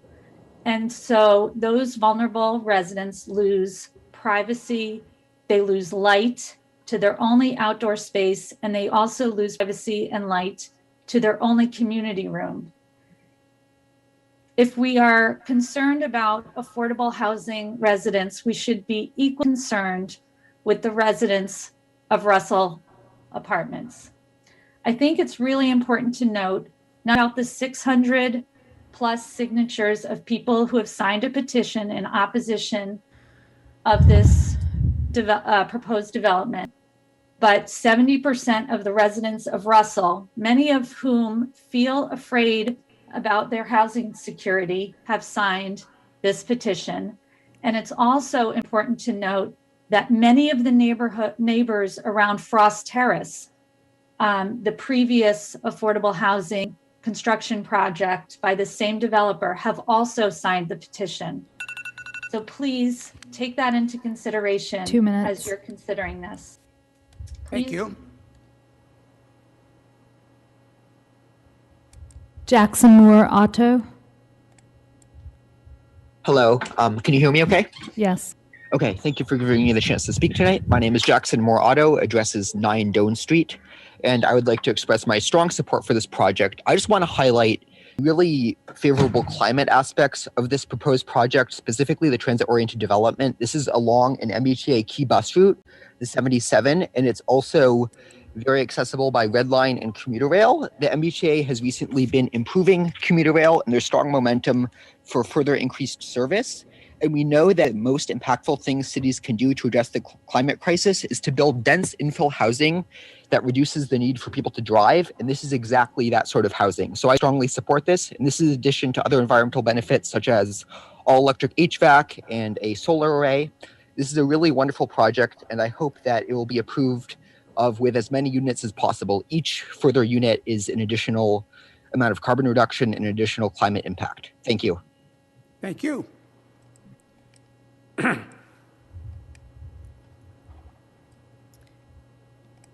Matthew Aronson. Hi there. Thanks for the opportunity to speak. My name is Matthew Aronson, homeowner at 122 Reed Street, strongly support project. I'm also a national expert in youth and mental homelessness, help communities around the country develop their coordinated community responses to prevent and end youth and mental homelessness, including for the cities of Boston and Hampden County, Franklin County. I work with New York City and a lot of communities around the country. And one of the most important pillars of preventing and ending homelessness is supply side. It's not the only thing we need to do, one of the biggest things that we need to do. We know from evidence, not conjecture, that most communities around the country, including Greater Boston, including Cambridge, are thousands of units behind the development need as far as in relation to population growth. And I want to point out that this conversation is in no way novel. When we look at around the country and their search for building affordable housing, Financing is often not the problem. Prime example is Los Angeles, hundreds of millions of dollars 2 years ago in permits for housing. Why have they made significant progress? One of the primary reasons is because they can't cite housing because of local, not in my backyard opposition. They may feel like real concerns, they may be real concerns, but the truth of the matter is that what we were doing is standing in the way of affordable housing development. Cambridge has one of the highest cost of housing relative as a percent of area median income. We're at over 38%. And there's evidence from the last 2 years from representative sample communities around the country that if you're above 31%, you see a stark increase, an inflection point in homelessness. So something that Councilman McGovern said, I would say a little bit more strongly, this is absolutely about the choice of shadow, about traffic, about comfort of what you see, and folks literally experiencing homelessness in the city of Cambridge. If we care about that, we need to approve affordable housing projects like this. Thank you so much. Lauren Curry. Good evening. Thank you, Mr. Chairman and members of the board. I would just like to speak very briefly. My address is 3 Concord Ave in Cambridge. I'd like to speak very briefly as someone who was a member of the committee of the Envision Cambridge, who spent 2 years speaking with people and receiving information from people throughout the city on what people's priorities were for housing in the city.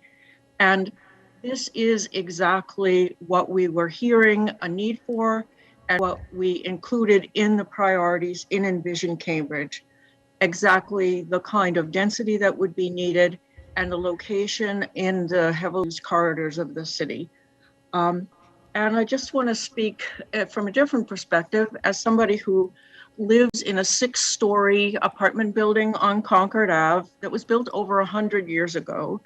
And that must have been pretty surprising and shocking to people who were living here almost 100 years ago. But this building has housed thousands of people in the century since it was built at 6 stories. And I think what the lesson that I'm trying to draw is that we need to be open to the future. And a future that includes a 9-story building a century later on Mass Ave, I think is one that we can accept, especially in light of the 30 seconds. The issues that Mr. Core brought up from the Cambridge Community Foundation report, making room for a future that will have low-income people be able to stay and not have the city turn into just a completely high-income is really important, and this is an important building for helping to accomplish that goal. Thank you, and I support it, and I hope you will support it. Thank you for taking the time to speak. C. Pierola.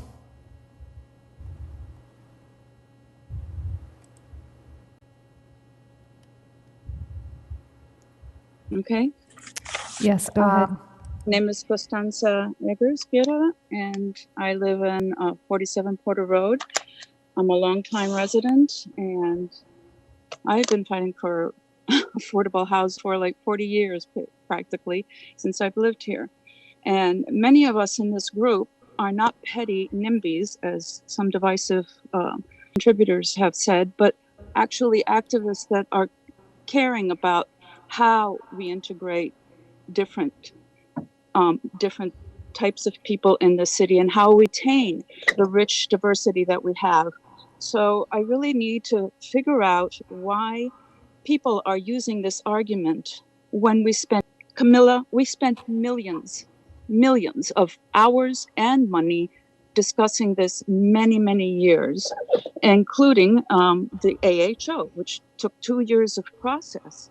And it provides a perfect formula that everybody agreed on, not that the developers decide what's financially feasible. Now, the last thing I wanted to say was that the BZA came up with 2 determinations, not how Sean said, a whole bunch of evolving ideas. And the 2 determinations were to lower 2 floors of the building, provide financial proof about why those alternatives were not possible. And thank you, Dennis, for telling us that a cost of going over 70 feet, 30%. That is just a clear 30 number, seconds. first number that we have received. We've asked for the numbers from the developers, and we heard what they said tonight, but we're not financial geniuses. We don't know how to put all those numbers together, but many communities can do this and do this with the community. By the way, whoever they're saying they're listening to, it's not the abutters and it's not the people who are nearby. It might be one person and maybe two. That's 2 minutes. The design for. So please, against this project.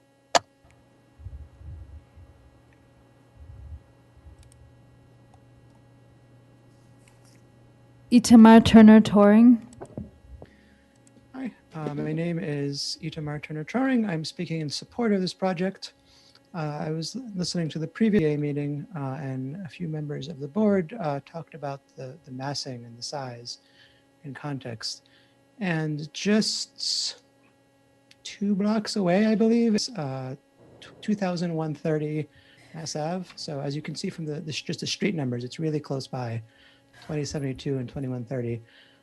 It's 8 stories tall. It's been there since 1981, so since I was 1 year old. And apparently the neighborhood has managed to survive this 8-story building. Everything's fine. Still a nice area. And so I don't really understand this idea that adding another building the exact same size, slightly taller, but basically the size, is somehow this extreme precedent, especially when it will allow a very large number of affordable housing. So again, please support this. And this isn't some unique change. This is just a standard building on Mass Ave. Thank you. Thank you.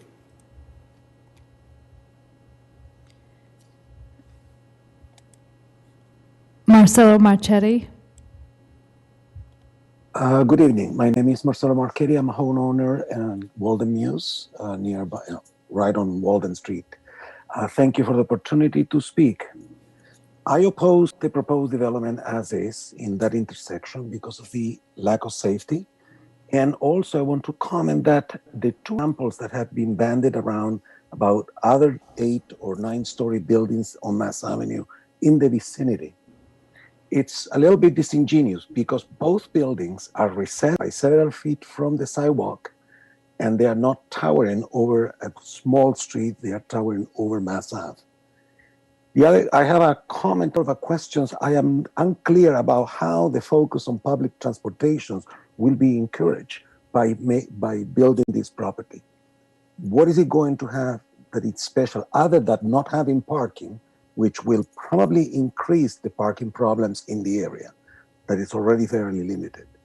I agree that the city of Cambridge needs to offer affordable housing, but I'm more interested in affordable housing for ownership instead of rentals if we want to keep that population to which we will be providing housing.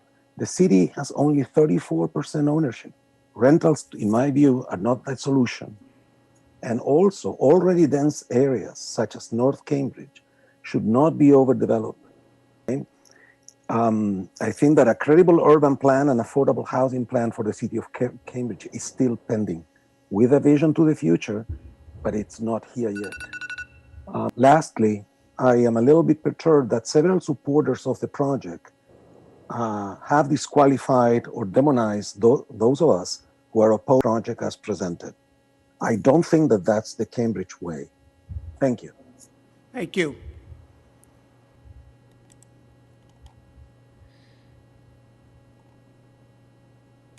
Matt Goldstein.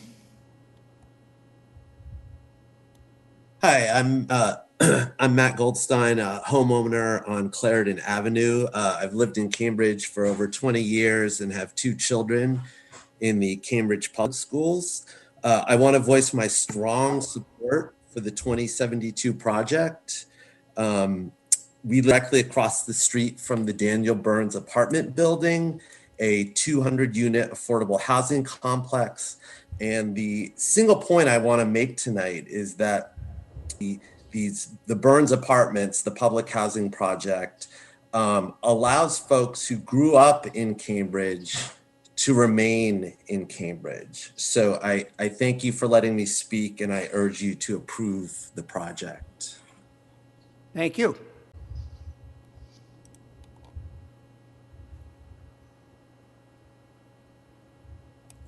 David Olson.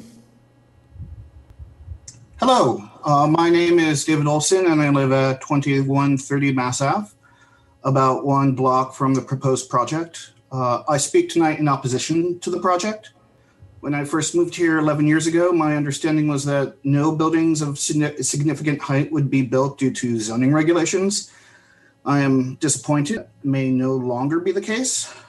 I feel like I'm getting in late on this discussion, as I only happened to see a sign posted at the site a few days ago. The fact is, in my opinion, 9 stories is too tall and will negatively impact my personal quality of life, not to mention the resale value of my home should I choose to.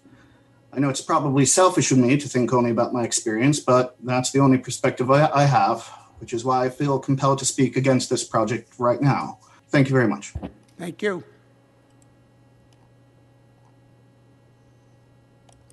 Tina Alu.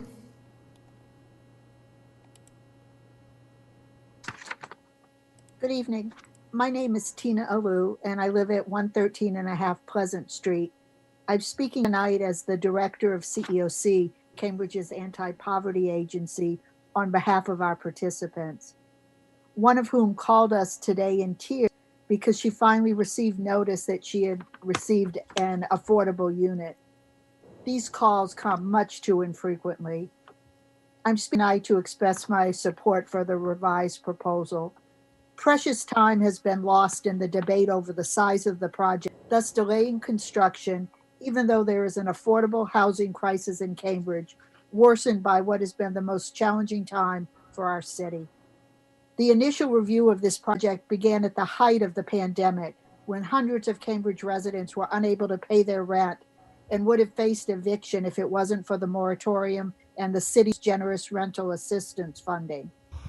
These families haven't had the luxury of organizing petition signings to show their support of affordable housing because they've been struggling to find a way to feed their families. Many of these households are in need of a larger unit in order to adequately house their families. The majority of the units in this development are family size, responding to the neighborhood and city's priorities for more family housing. Development will also provide residents with access to grocery stores, pharmacies, and other essential services without reliance on a car. I urge the BZA to approve this development as the planning board did unanimously. If Cambridge is to remain the economically and racially diverse city that it claims it to be, it's time to approve developments like these, which will help to address Cambridge's affordable housing crisis. That's the Cambridge way. Thank you. Thank you.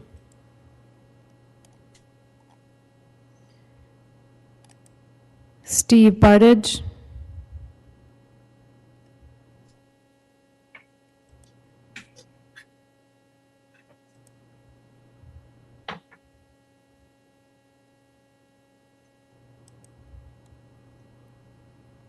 Steve, can you unmute, please?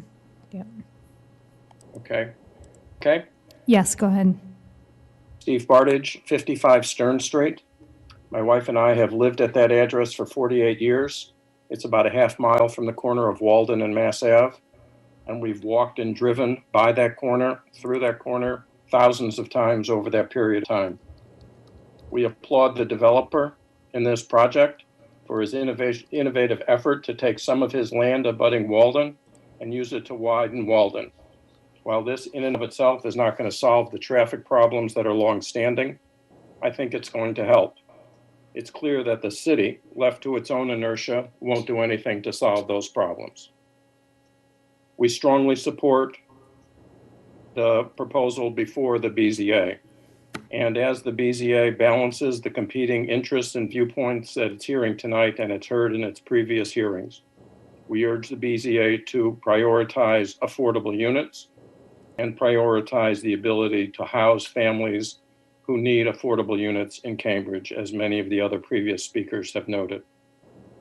We don't like increasing density in any parts of Cambridge, but for this project, increasing density in this location on Mass Ave, where there is transportation, is the ideal location, as the Envision project noted. So with that, thank you for your time, and we strongly support the project.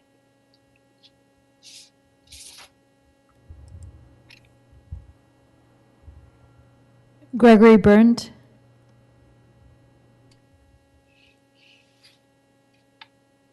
Hello. Yes, go ahead. Thank you. First, I agree 100% with Dennis Carlone. I'm also an architect. I live on Upland Road, and I'm a 30-year Cambridge resident. I agree completely with Margaret Reuters and need for smart, affordable housing development, which is always recognized best being low-rise like Jefferson Park. This high-rise project as designed is filling the small site as other tall buildings along Mass Ave don't. So it's not really comparable there. It's opposed by most all the neighbors, including next door. So the city should make sure the project's appropriate for Cambridge and welcome in the neighborhood. Frankly, I don't see future residents looking to raise a family in this proposed building, the housing actually being affordable for long or helping the homeless. And the construction will fill the entire site and involve over years of disruption. I'm also concerned as a Cambridge citizen that the pro forma of this project's not public. And if this project utilizes taxpayer funds, there should be full disclosure of project costs and who profits, etc., as all other neighboring cities such as Belmont require. And Cambridge should do that for this project rather than variances requested when the financing of the project is hidden from the public. Thank you. Thank you. Kathleen Higgins. Hi, my name is Kathy Higgins. I live at 35 Norfolk Street. I strongly support this 100% affordable proposal. Not having a home that is safe and stable and affordable is a foundational condition. It affects one's physical and emotional health. It's hard to do other things in life until this is secured. Without a home, things like chronic health conditions, addiction, mental health problems, employment, education are nearly impossible to pursue or consider. In other words, the basic human right to become all you can be is thwarted. Why is a 9-story building not perfectly fine next to buildings of lesser heights, whose interests are being prioritized if excuses like parking and design and open space are allowed to prevail against the value of families having a safe, stable community to call home if this proposal is allowed to go forward? I've lived in Cambridge 40 plus years, at one time in an expiring use building in Inman Square, 13 stories, situated in a neighborhood of mostly 3- and 4-story buildings. A diversity of building types makes a city. Inman Square Apartments was built in the 70s, and of course, neighbors organized to oppose it, saying, I quote from their literature, rezoning Inman Square to limit height of buildings, provide more open space, control density, and to prevent a raise in rents and increase in traffic. Does that sound familiar? Please, not approving this proposal would be shirking of the moral obligation to provide to those who are waiting, thousands of them, what many others take for granted and that which allows lives to flourish, a place to call home. Thank you. Thank you.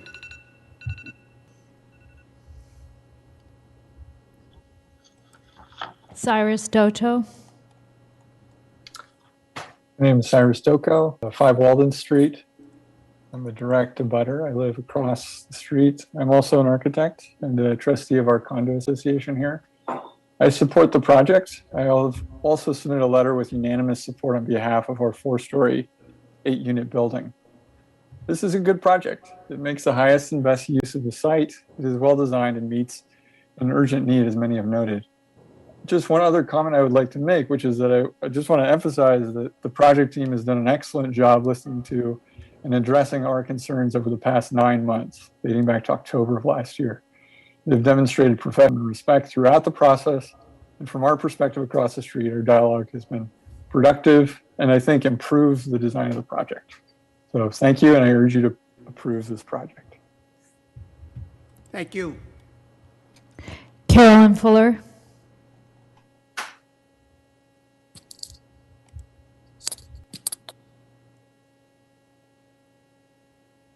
sorry, I hit the wrong button. Can you hear me? Yes. Oh, thank you. Carolyn Fuller, 12 Douglas Street, Cambridge. I am another Cambridge voter in support of this project. Short and sweet. Thank you so much. Thank you.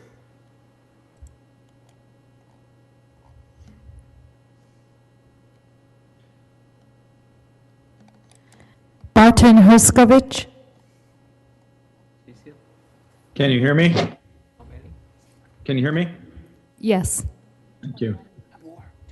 Thanks for having a chance to speak. I live on Russell Street around the corner from this proposed building. Concern, we definitely need affordable housing. My biggest concern is for the experience of being in the neighborhood. An affordable building was built behind where I live 10 years ago. We were told there would be very little problem with parking, that it was affordable housing and transit oriented. Half of the people at least have cars in that building, and parking has become much more difficult on our street. Someone can say, oh, driving around for 5 minutes is an annoyance to find a space. There really is no space. To me, it's an irresponsible thing for the Board of Zoning Appeals or the city to approve this building, 48 units with no parking. Half of these people will have cars, or at least a third, and there really is no space available. It's to me just wrong for the city and will create more tension in the neighborhood if there are people looking for parking spaces and can't find it, and existing neighbors who live here now will be much more disgruntled. I think it's a bad design from that point of view. I don't see how the board has even let it go this far. I don't think it's an issue of density. Density is fine, but it feels like poor planning and not taken into consideration. Why have 600 people signed something saying they don't want this building? Part of it is, I'm sure, the size, et cetera. But I believe that parking is a big piece of it for many people. Please consider that in your decision making. Thank you. Thank you.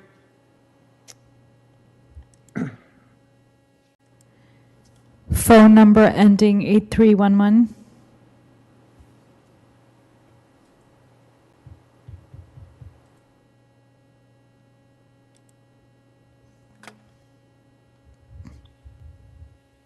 Hello, Heather Hoff, 13 Hurley Street.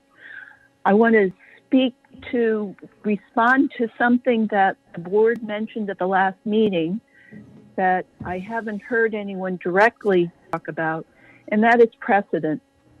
I live in East Cambridge. Every time another tall building goes up and closer to our neighborhood, we're told, well, that's okay, so we can put another tall one. Now, I leave it to the board to decide whether this is the sort of precedent that they think is okay along here. Additionally, I wanted to pass on something I learned at a recent seminar held by CHAPA. I think everyone will agree that CHAPA is heavily in favor of affordable housing. This was about Chapter 40B. People told me that I shouldn't waste my time on this, was just going to get all the propaganda and this and that. And I will tell you that they were completely wrong. It was extremely innovative. And one of the messages that I took away was one that I want to pass on to you. They had a whole section design.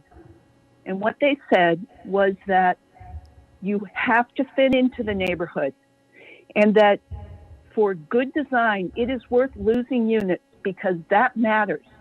That matters to the experience of the people who live in the building and the people who are their neighbors. So again, I leave it to the board to decide whether this design does fit in. And finally, I have one question, and that is, what do we owe to the people who already live in affordable housing? Many of them, because the affordable housing that we're talking about here is for elderly and disabled people, aren't particularly mobile. And so they can't just go somewhere else if they want some fresh air and things like that. So what do we owe to them? Because there are also people who matter a whole lot to me, and I'm sure they matter to the board. Thank you very much. Thank you, Heather.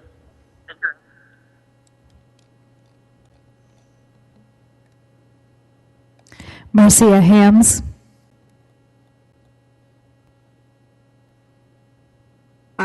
is Marcia Hams, and my wife and I have been lucky enough to own 195 Clifton Street for 30 years in North Cambridge, and my son and daughter-in-law rent nearby. I'm also a member of the parish in Cambridge, UU, which houses the Wildwood Shelter for youth experiencing homelessness. My family loves Cambridge, and we want others to have the opportunity to live here as well. We can't solve the problem of expanding inequities and issues such as homelessness if we don't sincerely commit to expanding affordable housing, not just talking about it, but approving projects like this one. This project is well designed and meets the goals of the Envision Cambridge process, which was a long and inclusive process, as others have mentioned. So I urge you to support this project.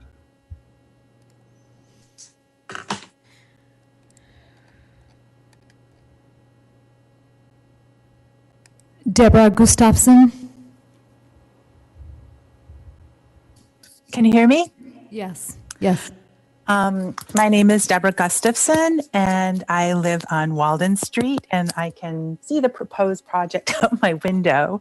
I think, obviously low-income housing is politically and morally popular, and I'm also assuming that the developers aren't doing this project for all moral reasons.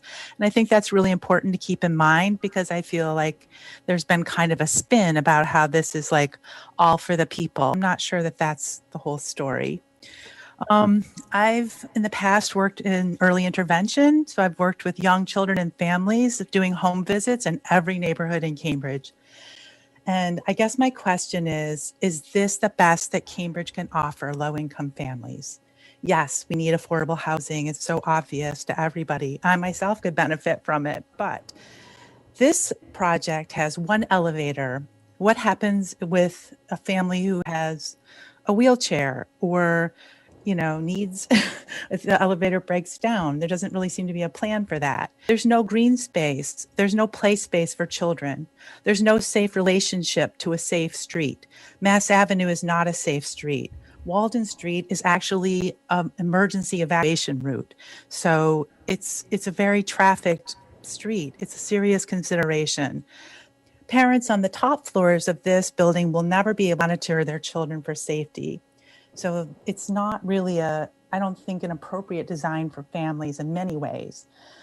And I just feel like we're continuing to build a kind of two-tiered Cambridge where people who have more affluence and live in other neighborhoods can maintain their green spaces and their livability, while there's this crowding with this planning or this approval, if you do approve it, where low-income families are not going to have the same quality of life and livability. And I do think that matters for child development and family growth. I think that low-income families, of course, need housing, but what kind of housing are we offering them? And it feels like a kind of lack of imagination. And people are always talking about these inequities. That's 2 minutes. Okay.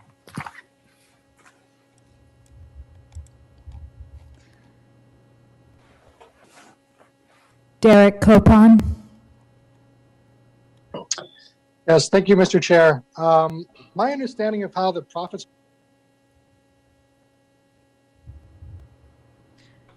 Oops.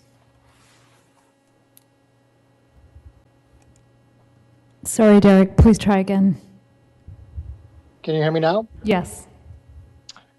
Thank you, Mr. Chair. So my understanding of how the profit structure goes for these 40B projects is that the percent profit is fixed. And so the only way that a developer can increase their profit is by building the biggest building they could possibly build. And so I think most of us know it would be perfectly financially feasible to build a 5-story building or a 6-story building, even though most of the financials have not been made public. But it seems like the size and the total lack of scale of this building are totally driven by profit. I also want to second what many other people have said, that by the developer's own projections, there's going to be 50 additional cars in an area that has no parking, and I don't think families are going to want to live there. Personally, I did not have a car the majority of my adult life. Now that I have a child, I really can't imagine, moving a child around without a car. I'm not going to take him to the pediatrician sitting on the bus for an hour and a half. And the last thing I'll say is that, this developer has not really acted in good faith in his interactions with the neighborhood. This Sean Hope has made personal attacks against me and others in the neighborhood on neighborhood listservs and public forums. He's made racist attacks against city council members. He really conducts himself in a very reprehensible fashion. And I'd like to point out that all of the city councilors that spoke in favor of this development earlier in public comment, all of them take money from this developer. As a person who's raising my family in this city, I think that is reprehensible, and that makes me sick. Thank you.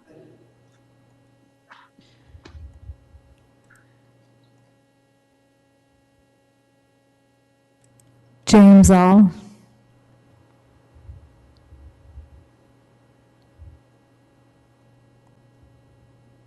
I'm James All. I live at 203 Pemberton Street in North Cambridge, and I strongly support this project. Cambridge policies and Massachusetts policies have been slowly changing to accommodate our desperate need for more affordable housing. Mass 40B was passed more than 50 years ago to prevent what always happens when someone proposes to build affordable housing. There's demands for one change after another, demands that the project sort of jump through one hoop after another, and that's often followed by one lawsuit after another.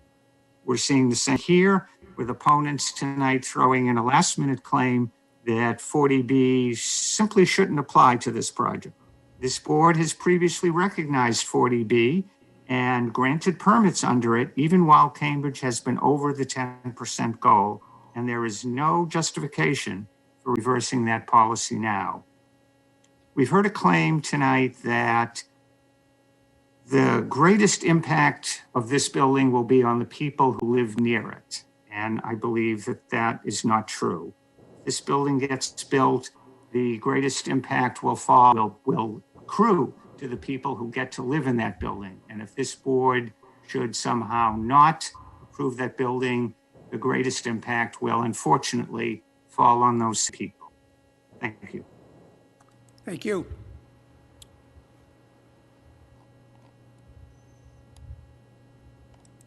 Bill McAvaney. Bill McAvaney, 12 Douglas Street. I have lived for 50 years, and I think I qualify as an elder now because I'll be turning 70 this year. I won't repeat what people have said about it, the project being just what Envision calls for.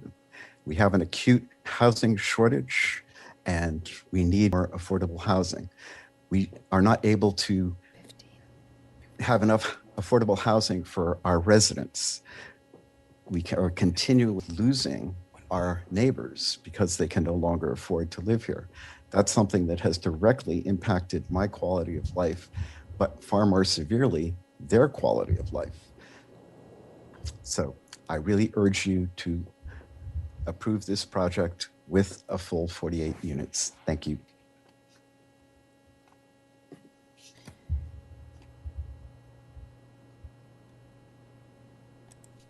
Patricia Armstrong.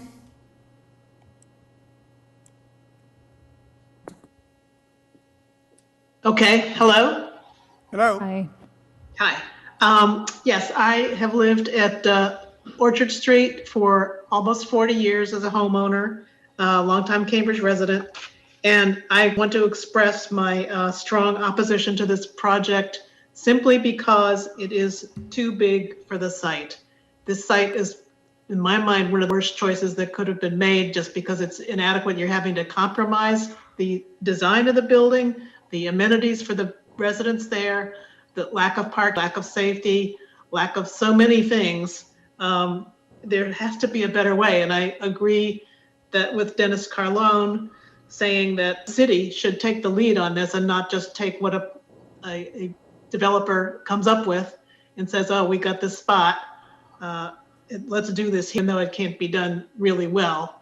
So I would say this is not the right place to do it. The city should take the lead on this and find a really good place where things can be, people would have more space, more room in their units, more safety. That's my recommendation. So thank you for your time. Thank you.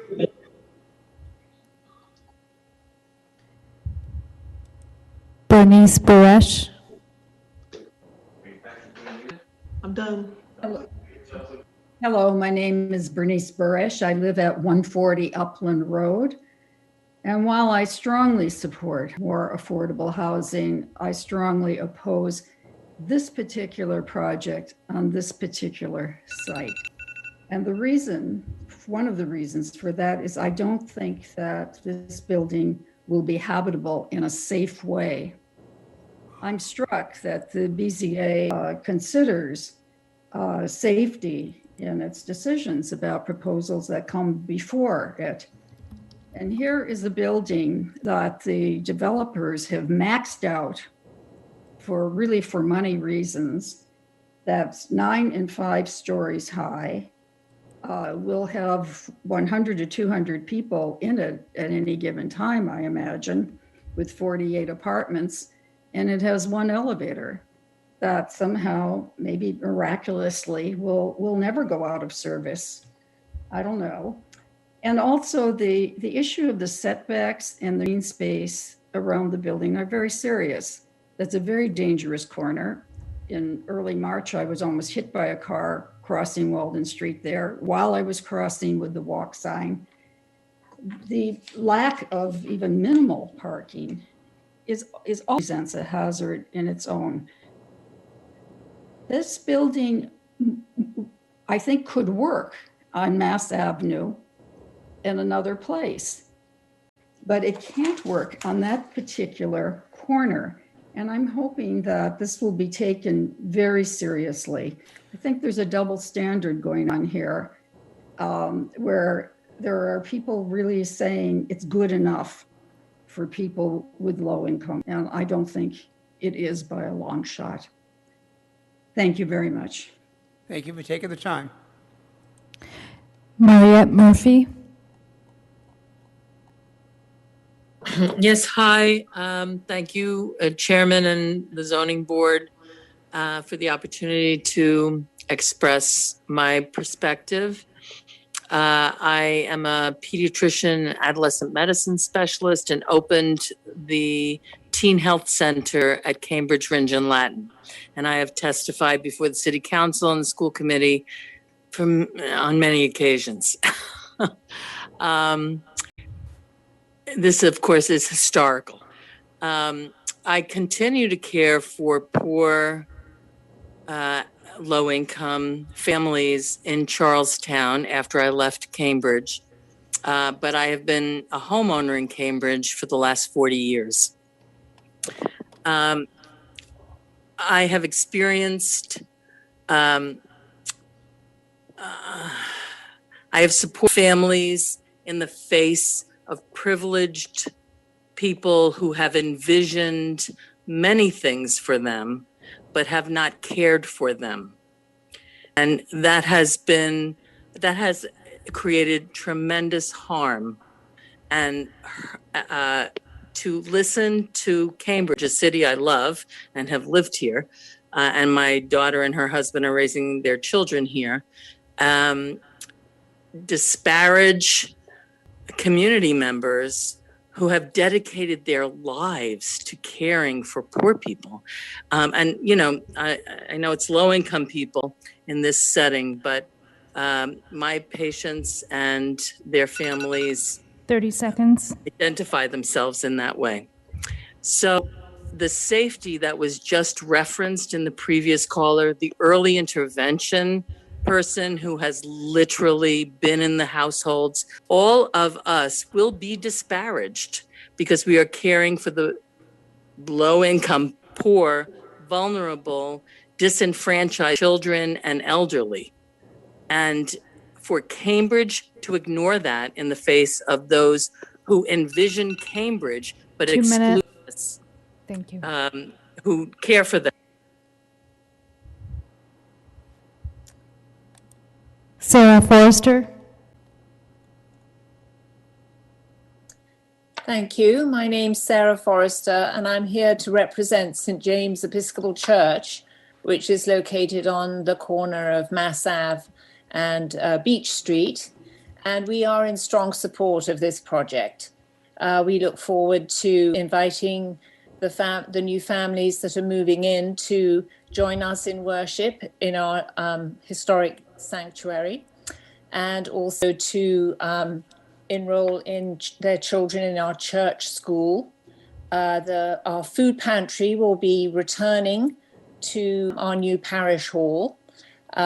We have an active Scouts troop that the parents can enroll their children in. And we have this open and accessible new garden space with a lovely lawn and shade, and other activities that we hope will help make their lives good ones. So thank you very much. We strongly support this project.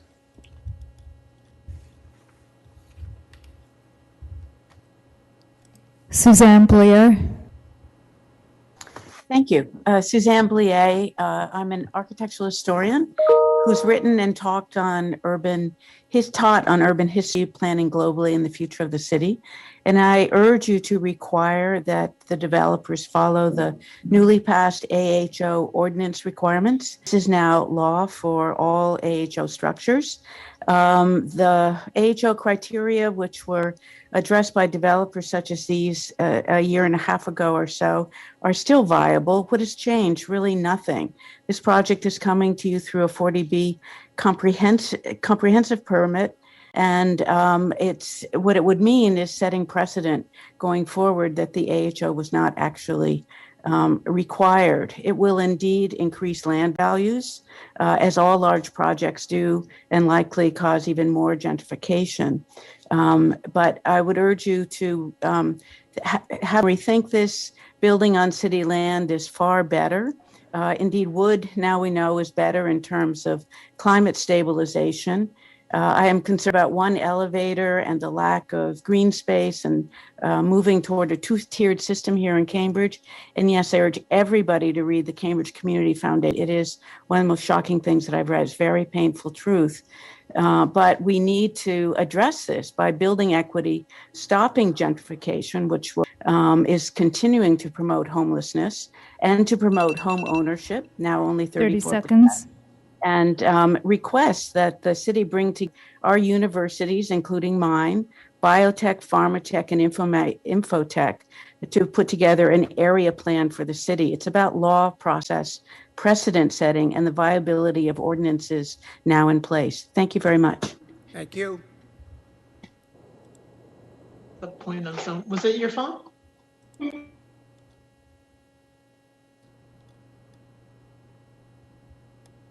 Teresa Cardosi.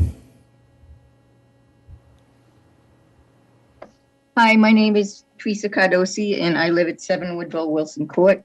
I was born in Cambridge, so I grew up in Cambridge, and that site was always a fast food place. I think having a housing project there is the best uses of that area. So I'm asking that you support it.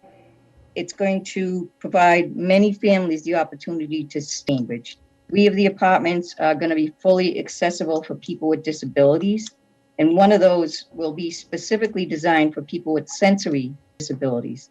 There'll be 2 drop-off spaces so traffic won't be blocked. The developer made design changes because they listened to the concerns and the needs of the community, and one of the apartments was lost because of the changes. But one of the changes that the developer made is they actually gave up a piece of their property so that Walden Street could be widened, because they listened to the concerns of the safety of the area, and they want people safe too. To give up a piece of the property to do that is not something that many developers would do. And all of these changes were done in the spirit of working with the community so that the project works for everybody. The planning board unanimously approved of the plan, so I'm asking you to give permission to build 2072 Mass Ave. The character of the community 30 seconds. The character of the community will be strengthened by these new people, not changed. Thank you for the time.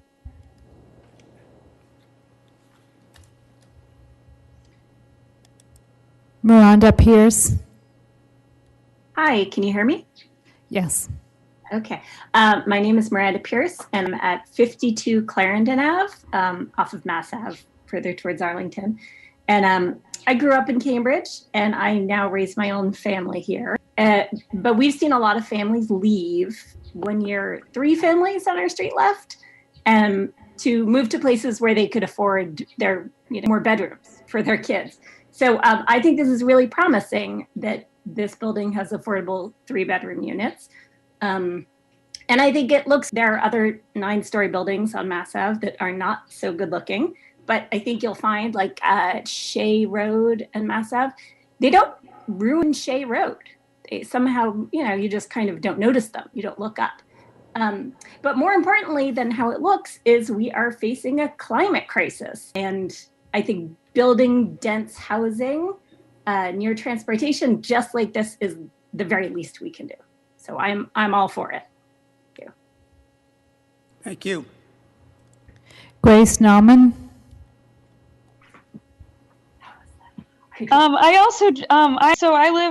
I'm a neighbor. I live in Somerville at 44 Cherry Street, but I'm about a half mile away from the proposed site. And I have, during the pandemic for a little bit of time, did commute through that Walden Street entrance, and intersection. And I do just want to register my strong support for this project. I also want to agree with the last speaker that I think it's actually a very attractive building. It looks a little bit more in the range of what you would typically see sort of marketed towards, the biotech people coming in, drawing up the cost of housing. The rooftop garden looks very pleasant. I think it looks like a very livable, lovely place. And also, as someone who has chosen to do most of my commuting by transit, the location right in front of a bus stop, I think, will be a big boon to the people who live there. It's having lived right in front of a bus stop before, it's an incredible amount of convenience, and in my experience, makes transit a lot more accessible. Thank you for your time.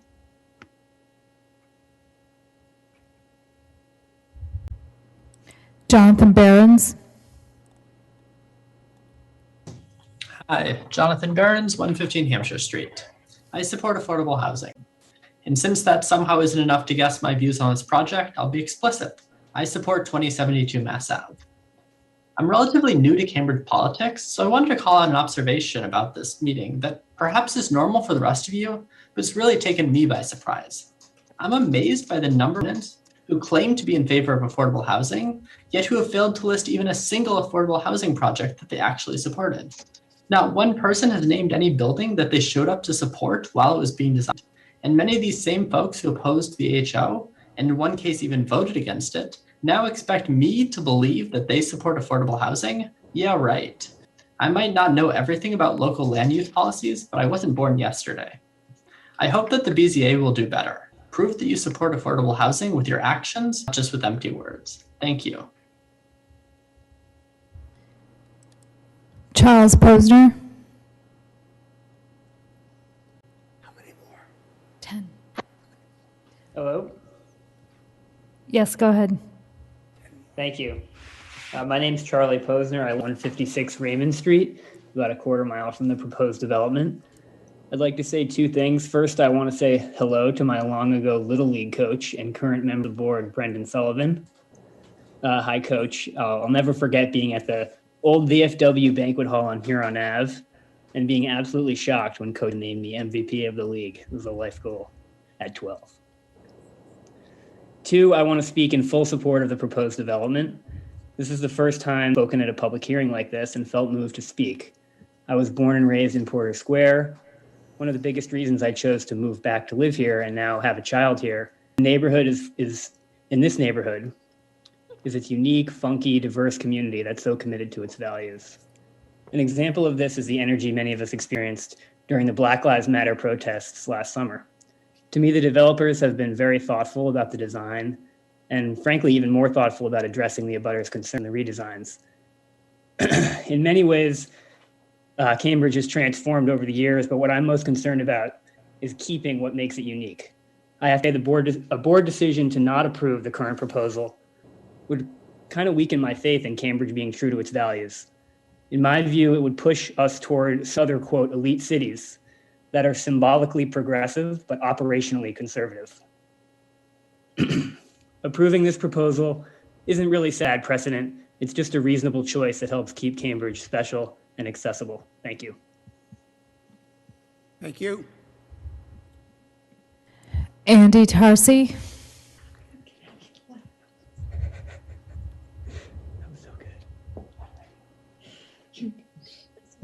Thank you. You can hear me all right? Yes. Yes. Great. I'm glad to be here to speak in favor of this development. Thank you to the chair and the board for recognizing so many of us tonight. I'm a resident with my family of 77 New Street. For the last 11 years had been over in the Riverside, Cambridgeport area on Howard Street. And I want to say comments in a few categories real quick. Number one, the character of the developer, Mr. Hope. To me, the idea that Cambridge would have its own son, no less a black man in a society that is putting so many things in the way of people of color to stay in Cambridge and be a creative thought developer. Thumbs up. Awesome. Something we need to embrace and encourage and create opportunity, wealth, and successful entrepreneurs. And here's one who's chosen affordable housing to focus on, could be making a living doing almost anything. Number two, diversity, building on that. I'm one of the consultants that recently filed a report we've been working on for 2-3 years for the city of Cambridge about how to increase diversity and high promotion for the city. It's going to make a lot of us smarter about how to build the Cambridge that people keep talking about. And affordable housing and this kind of project, whether it's perfect for you or not, is a part of that solution to who can live here. 30 seconds. Work here and part of it. Number three, transit. Transit-based dense housing, it doesn't have the same amenities that all of these long-term homeowners with their lawns on the side streets have had. It's not supposed to. We have a housing crisis. This is nice housing, and it's in an eclectic neighborhood, and it solves a whole bunch of problems for us. I think it's exciting. We're not here to relitigate the 40B model. That's part of our system. 2 minutes. Thank you. I'm in favor.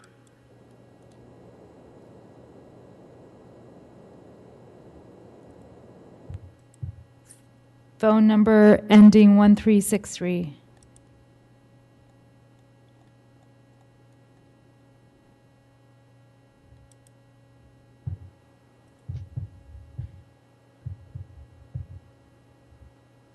Hello. Hi, Can go you hear ahead. me? Yep. Okay, my name's James Williamson. I live at 1000 Jackson Place in Jefferson Park. I want to first say that right now, the Porter Square Neighborhood Association are having a meeting, and they're discussing the now mandatory introduction of separated bike lanes between Harvard Square and Dudley Street, way up in North Cambridge.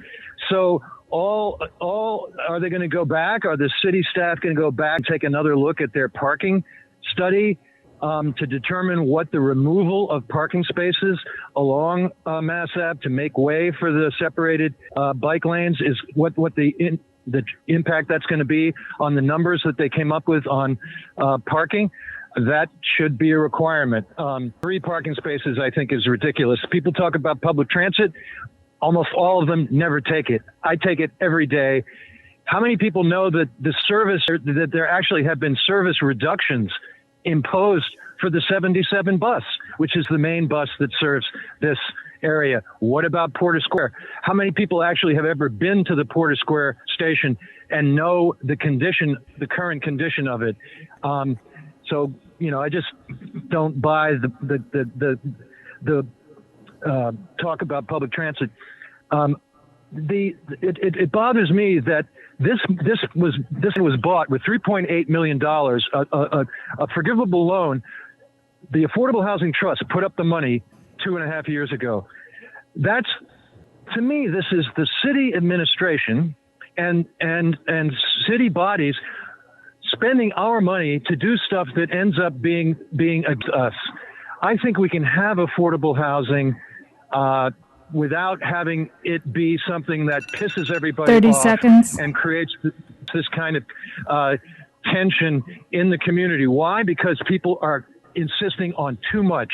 At the very first community meeting, I went to that meeting prepared to see a 7-story building. I thought, hey, a little bit of density, a little bit of height on Mass Ave. I was shocked at what they proposed, really shocked. And I'm shocked that they're not willing to accommodate the people who live next door in Russell Apartments. They're treating the people they supposedly are doing this for as second-class citizens. Pack them and stack them. That's what they're going to do 2 at Jefferson minutes. Park. Thank you. So thank you. Thank you, James.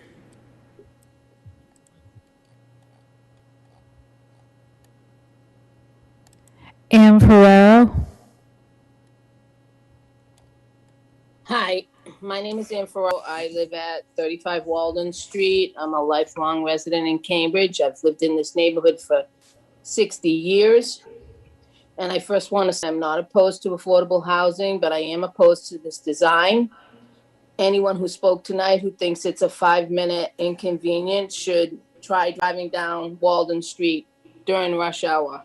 Anyone who's comparing it to the building at 2130 Mass Ave should know that behind the building, which also has a setback, there's an extensive parking lot, and that this Cogswell Ave is so less traveled in comparison to Walden Street.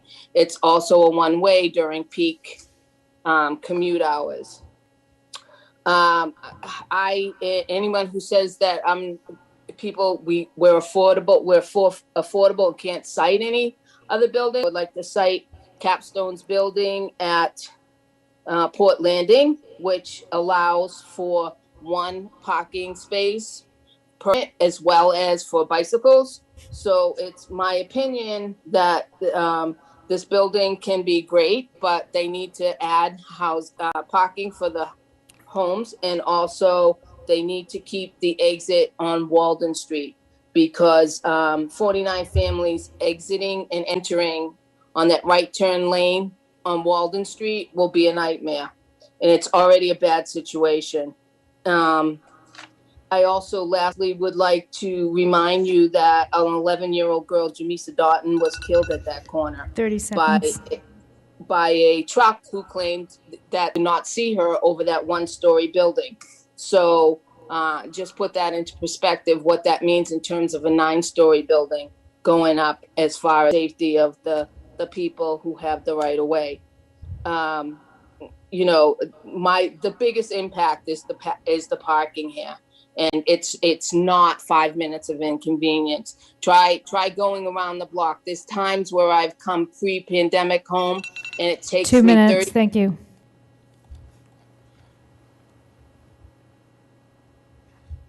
Ariel Stanford. Hi, thank you. This is Ariel Stanford. I am a psychiatrist. I live at 12 Sycamore Street, about around the corner from this proposed project.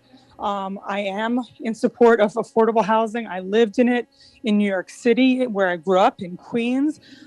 We did not have the level of traffic congestion nor parking difficulties that Walden Street has near the intersection at Massachusetts Avenue. It is disgraceful that you can put up 48 apartments and think that green space on the roof is sufficient or even safe or convenient for children to be playing on. I don't understand why I don't understand why the back building needs to even be there. I'm okay with that 9-story building. Take out that 5-story building in the back and put in green space, just like the building has next door. And you can put parking underground for people who live there. It's unacceptable. People drive to work, especially if you live outside of the city. Cambridge does not have the transit system that New York City has, and it is not safe on that corner. And also, currently, that intersection has 3 lanes at the light. So making 1 lane longer is not going to improve the congestion or the of individuals crossing at Mass Ave or Walden Street. 30 seconds. So Again, I support low-income housing, but I do not think this project is well thought out or considerate of the neighborhood congestion, neighborhood parking, and the same thing for the people who would live in that very building. Thank you.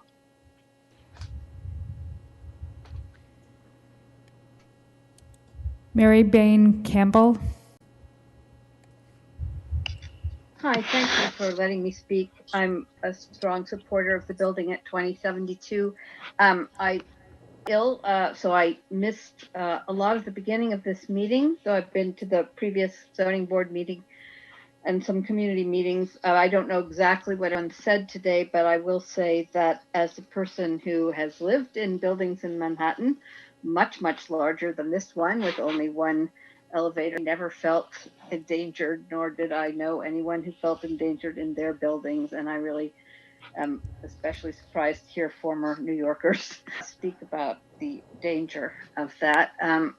I also am a person who, contrary to some people's beliefs, do indeed by public transportation. I've lived in Cambridge most of my adult life, and I commute most of the time either by commuter train or bus or T. Sometimes I have to commute for several months at a time by car because I have a condition that involves a lot of orthopedic surgery. And when I do, I commute on Walden Street. It's annoying, like commuting on any other street in the city. And I've lived in many cities and I've commuted in them. I don't understand the level of panic that I hear, but I do understand that this is a nice looking 30 building seconds. for people who need homes. And they are the kind of people who, ever since I moved here, have been driven out of Cambridge, making it less diverse and less interesting and less welcoming and less of a town I can be proud of and love living in all the time. So I really welcome the inhabitants of this building back, and I think they're lucky to live in a nice building and use the T. Thanks.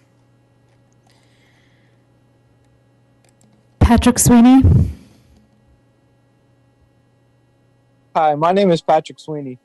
I'm a 26-year-old lifelong Cambridge resident. Time and time again, I've heard stories of friends and others who have had to move out due to the city's rising costs. These are people who have given so much to the community and are great assets. I think this is a great location, being near public transportation, Baldwin, Peabody, and the Gately Youth Center. I'm in full support of this project. Thank you. Craig Nicholson.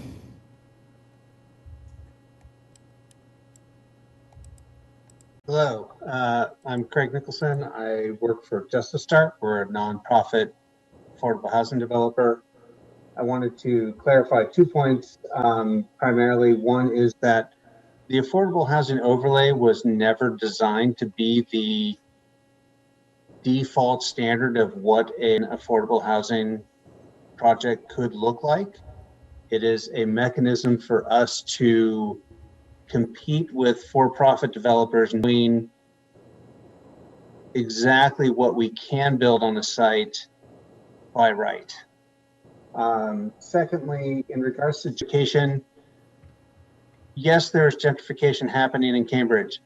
There is not gentrification happening when you take a fast food, fast, fresh restaurant and replace it with housing.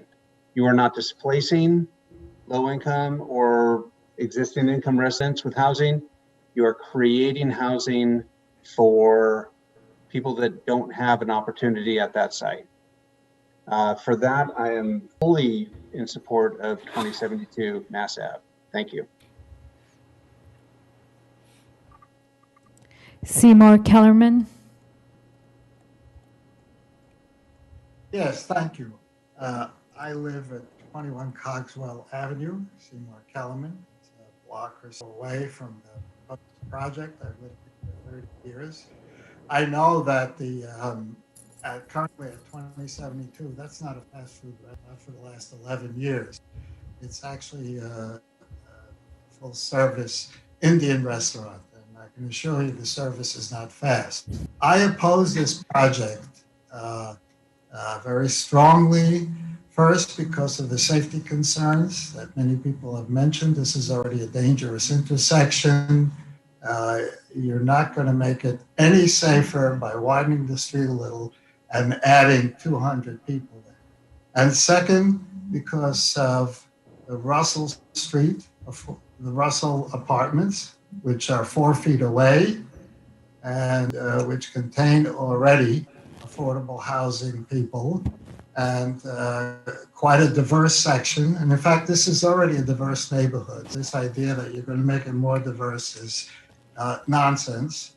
And so for those reasons, mainly, I am opposed to this project. Thank you.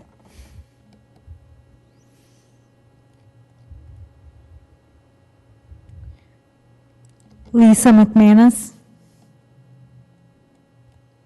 Hi, I'm Lisa McManus. I live at 17 Creighton Street, pretty much right behind where this project would go, 1 block over from Walden. I just had a few comments. I mean, I agree with a lot of the people who are speaking already, so I'm not going to repeat that. But one is that this project is really not about affordable housing. It's really about ensuring tax breaks to the rich investors who are backing the project. That's why they will not reduce the size or seriously consider the concerns of abutters and people who do believe that this building is way out of scale. They did not listen to the community. I went to all those community meetings and it was really set up as a one-way street. They made their presentation, they took questions offline, and people were not able to have a dialogue. Really no movement. The other thing that really concerns me is that they're citing the 9-story building toward Arlington, a block down. That building is set back, has trees and bushes in front of it. It's not a pretty building. Thank goodness it has those trees there. But citing that as a precedent is telling me that they're citing this as a precedent. This building will be cited as a precedent in the future, and we'll have oversized buildings that are not appropriate for the site. We don't need to solve the entire affordable housing crisis on this corner. The rules that the city set out suggesting an appropriate size and setbacks for housing built for affordability really should be followed, and I think that's what the BZA should be thinking about. What precedent are we setting, and really who are we doing this for? It's just as much for these developers. And for affordable housing, it sounds great. It's 30 making seconds. Everyone feel very guilty if they oppose this building in any way. I am not opposed to affordable housing. I just think appropriate building here and more elsewhere in the city, make it more appealing to people in the neighborhood, and this will go through much more quickly, much more easily at other sites in the city if it fits the location. Thank you. Thank you. That's it. Yep. I believe that's all the public public testimony we're going to have. No one else seems to want to appear, so I will close public testimony. And now I think we turn to the fun part of the night for this board, and that is what to do with the application.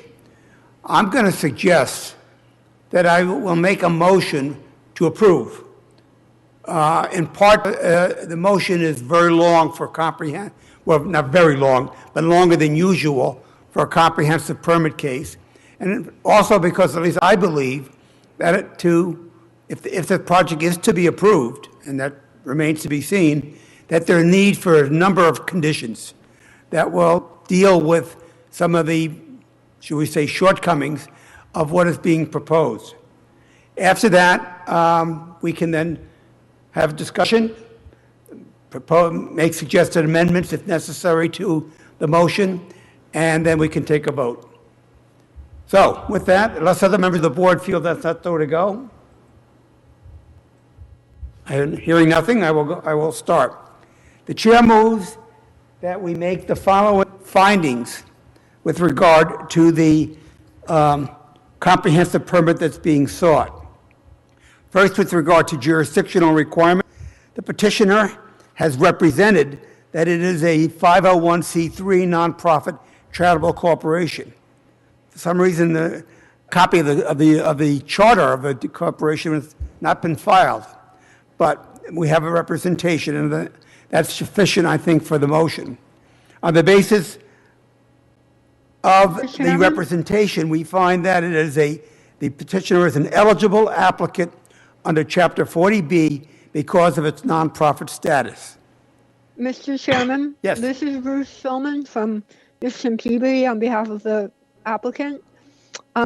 We are actually, all of the documentation submitted clearly states that we are submitting this application as a limited dividend organization, not as a nonprofit.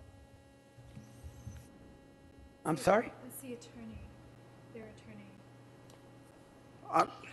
What are the requirements? Well, as I said, it was represented in the filing by the petitioner that it is a 501(c) nonprofit charitable corporation. Is that not true? No, the applicant is a limited dividend organization. There are options under the regulations with respect to how the applicants can satisfy this first jurisdictional requirement. Does that status enable the petitioner, whoever it may be, to obtain a comprehensive permit? Absolutely, under. Okay, then the motion will be modified to reflect the actual nature of the applicant's status, despite the fact that it was represented differently when the application was filed. We apologize for any misunderstanding, but under 760 CMR 5604(1)A, the applicant can be one of three types of entities: a public agency, which we are not, a nonprofit organization, which we are not, or a limited organization, which we are. Thank you. Moving on. Thank you for your time. With regard to a fundable project, the petitioner has forwarded to this board a site approval letter from the Department of Housing and Community Development stating that the petitioner's application for a project eligibility determination for the project has been approved. And last, petitioner has represented to this board and presented evidence that it has control of the site by means of a 99-year lease with a related entity. Based on these foregoing findings and subject to the satisfaction of the condition we are imposing, that's to come, the board finds that the petitioner has met all of the jurisdictional requirements.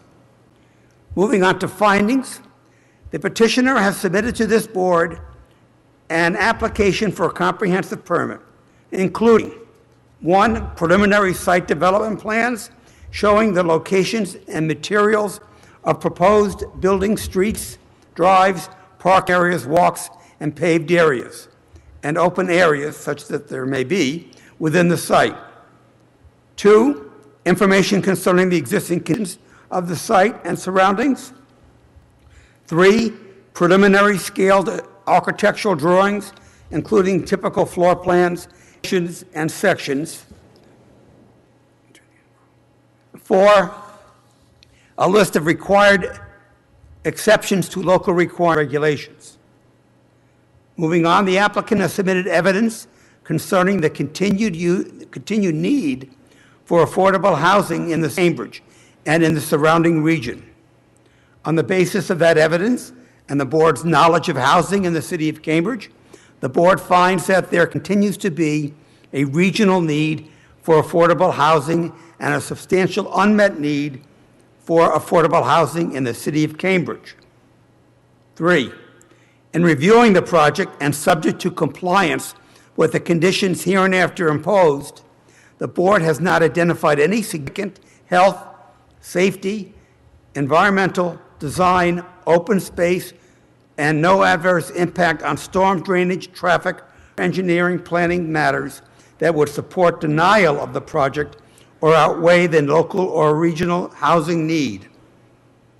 4, review of the project and subject to compliance with the conditions hereinafter imposed, the board has determined that the petitioner has taken reasonable measures to ensure the project's compatibility with abutting properties and the surrounding neighborhood, including neighboring commercial and residential uses. And let me interrupt here and remind, this is not a finding. This is the finding that if we vote in favor, this will be part of the vote and the findings that we make.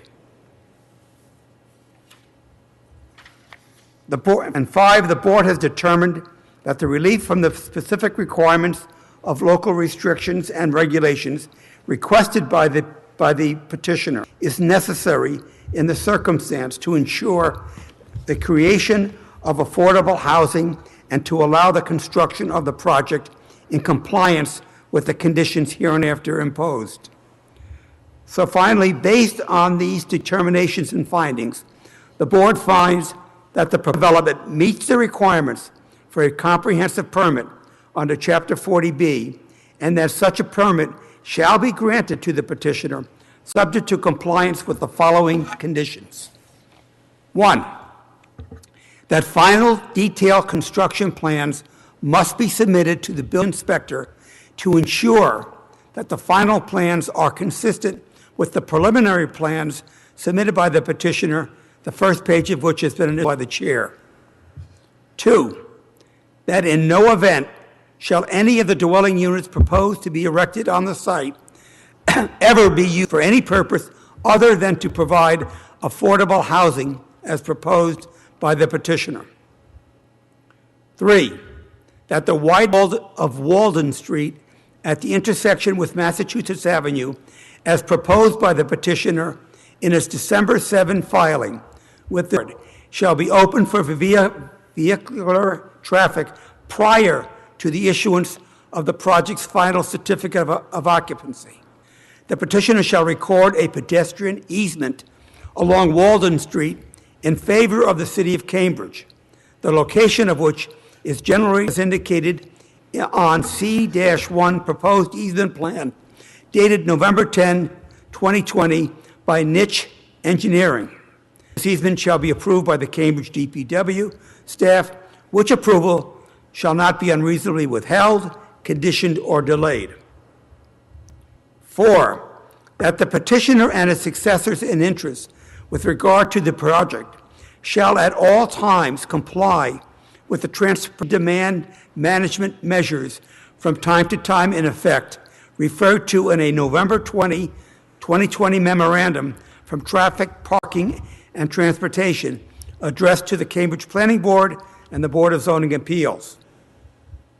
5, that the petitioner and its immediate and remote successors with regard to the ownership and/or operation of the project shall use commercially reasonable best efforts at all times to avoid or minimize any adverse effects upon the occupants of the adjoining Russell Senior Citizen Housing at 2050 Massachusetts Avenue.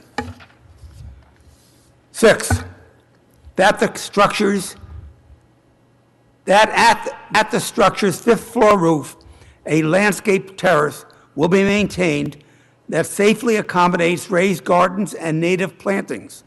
Terrace shall be in place at or before the issuance of the project's final certificate of occupancy. This terrace shall also be designed and maintained to safely accommodate an open children's play area. The project's management shall at all times take all reasonable efforts to protect and preserve the privacy and tranquility of neighboring properties to the extent that may be affected by the use of the 5th floor roof. And last, 8, the structure's rooftop shall not be available to the building's tenants or their guests for recreational, viewing, or storage purposes. This restriction shall not apply to the use of the 5th floor roof. That is the motion. Any comments on the motion? Or if not, we can then move on to a discussion person by person as to whether he or she approves the motion. This is Jim Monteverdi. I have a comment. Sure. Mr. Chair. So would you consider adding another condition? By all means, I'm This is not, I don't have the revealed wisdom here, of course. What are you proposing, Jim? It's to reduce the height. Oh, I don't know if that's a condition. I think it's the condition. I'm reading from the information we was sent this afternoon by the city solicitor. Yes. Basically says the board may dispose of the application in the following manner: approve, deny, or approve with conditions with respect to height, site, plan, size, shape of building, etc. I'm open for a limited condition regarding height. We have to decide what, but I'm not. Well, what are you proposing? A compliance with the overlay district.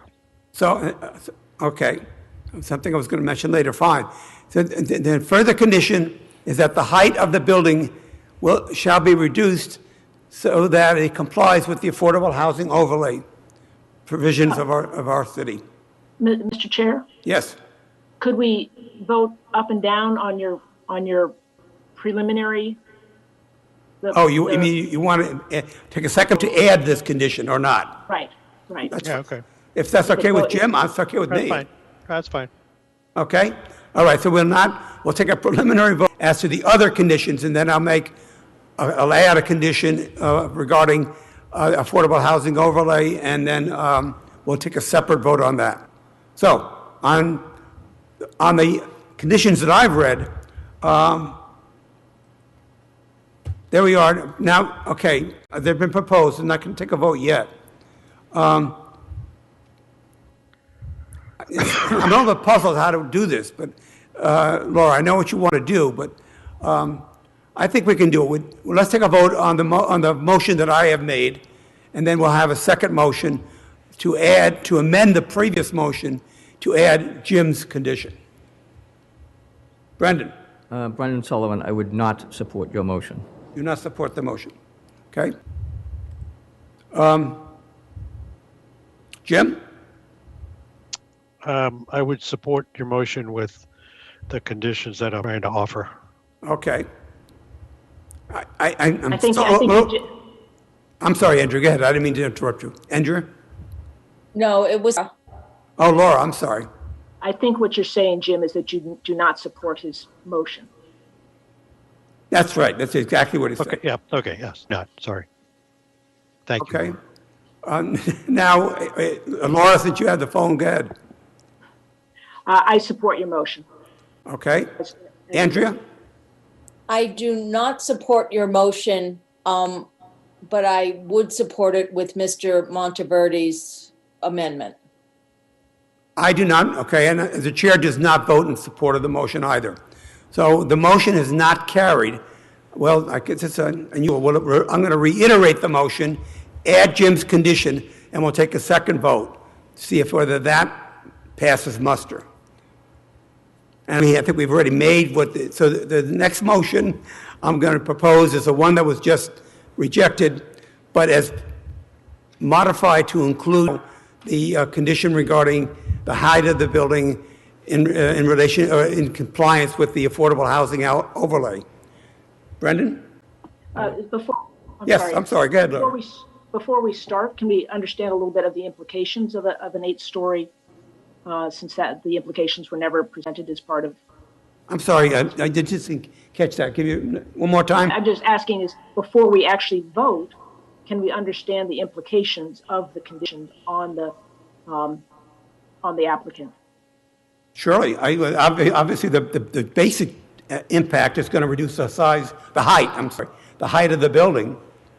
By how much? I'm not that. It reduces the number of units as well. Correct. To be sure. I don't know if anybody. Perhaps can we have the applicant just explain any implications of the change? I'll ask the applicant if they wish to speak to address Laura's question. Sure.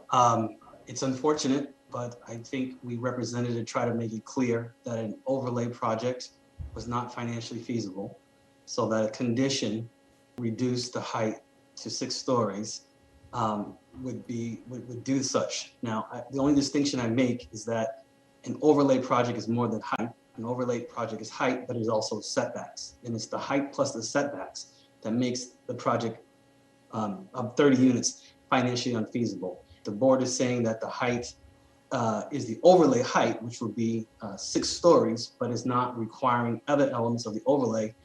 We would have to see that. But I would say that that condition would be putting the project in significant jeopardy. And I think we made that clear at the outset. Okay. This is Brendan Sullivan. Sean, you're really asking for 17 exceptions to the zoning ordinance, which is quite a bit. I would be supportive of the affordable housing project if you complied with the affordable housing overlay standards and formula regarding height. I would allow the exemption for parking. The parking as presented would be okay. I would also allow for your exemptions from the setback requirements. So I think it may be in line with what Jim is saying, is that the only modification that we would like to see from the plan would be a reduction in the height to the standard in the formula as contained in the affordable housing overlay ordinance. Is that correct, Jim? That's correct. Okay. So that would be the only one. The other set-asides that you're asking for, or the other exemptions from the ordinance, reluctantly, but I would be okay with those if the size of the building was reduced to the standard and the formula as contained and outlined in the affordable housing overlay ordinance. Okay. That will, of course, is going to require new plans from the petitioner, assuming he wishes it wishes to go forward with this. But I don't think we can just simply say we approve this, provided that the height is reduced to the affordable housing overlay. For example, what's going to happen to the terrace in the back? It's just the same? I don't know. I don't know what the petitioner would have in mind. Brendan Sullivan, it may require a redesign, obviously, and it may induce the developer just to say that they're not interested in proceeding. I don't know that. Or maybe you just need to step back from tonight, Sean, and decide what your option would be, or not. I think a third scenario could be that you're placing a condition that makes the project unfinancially feasible. And so that is a reality that we are teetering on. So I don't think it's that we don't want to proceed. I don't think it's that we want to negotiate. There is a part where these projects have to pencil. You know well as I do, construction costs are exorbitantly high right now, close to 40% higher. So this is not about us not wanting to proceed. This is not about us wanting to have a certain building versus other buildings. You put a condition that we have represented. And what I don't know for sure is if we are allowed to keep the normal setbacks and not have to apply the overlay setbacks, there could be a project. But I would say that we are very close to not having a project, and I don't want to misspeak. But when we made our representations about the fixed costs, those are real, those are accurate. We talked to Callahan Construction days before this meeting to get a real grasp on what it would mean to do an overlay size project as opposed to some version of what we were looking for. But to the board makes a decision, we have a team, but I don't want to say that we wouldn't want to move forward. But frankly, you can make a decision on a building that could never be built. The overlay ordinance, was passed back in October of 2020. It's only 8 months old, and yet the proposal that you brought before us totally renders, and again, that's the city council document. That's the one that they gave to us. That's the one they passed back in October. It renders that document totally irrelevant. Mr. Sullivan, I thought we made this clear last time. The idea that the overlay was supposed to be a design guide, not accurate. You had 3 members who voted for that. They've all said the same thing. So we purchased the property before the overlay. The overlay we were already in process with CDD. This is not Sean and Jason in a hole. We went to the planners of the city. If the planners of the city wanted us to have only an overlay project, you would never hear about this project, would not get off the ground. This is not a design guideline.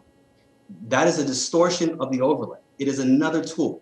The overlay ordinance went on for 33 pages, and the project that is before us could actually be summed up in one sentence, not 33 pages, if that is the consensus of the city council, is that any qualifying 40B project shall be allowed anywhere, anytime, in any size, in any form.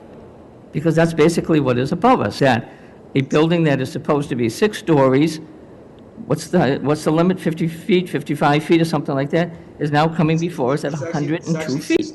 The FAR is 6.38. It's just, anyhow, I've said enough.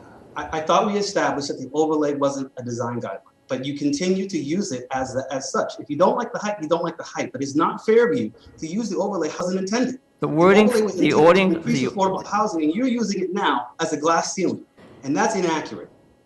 That's Sean, not what was the intended. wording And of I the- said at the first hearing, I expected that you would go to CDB and the city councilors and ask them what the intention was.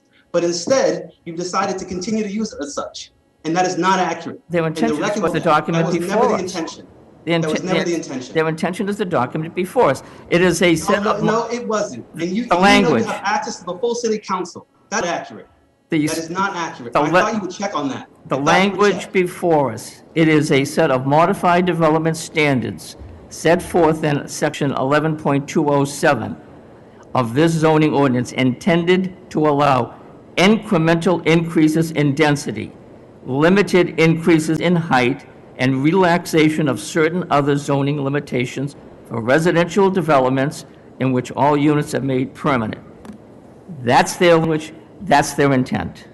So you have an option for an overlay project, and you have an option for a comprehensive permit. You don't have to do an overlay project. An overlay project does not have an appealable permit. You have a choice. If we wanted to not have an appealable permit, we could have done a 6-story building.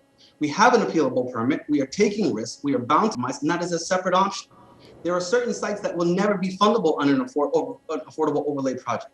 It wasn't meant to cut 40Bs out on his legs, but it sounds like proposing is you can never have a 40B project because somehow the overlay now is a cap on all development. So there's setbacks on all development. That's just not accurate. And I really feel like it's been used by the opponents to stop projects when it was actually intended to do the opposite.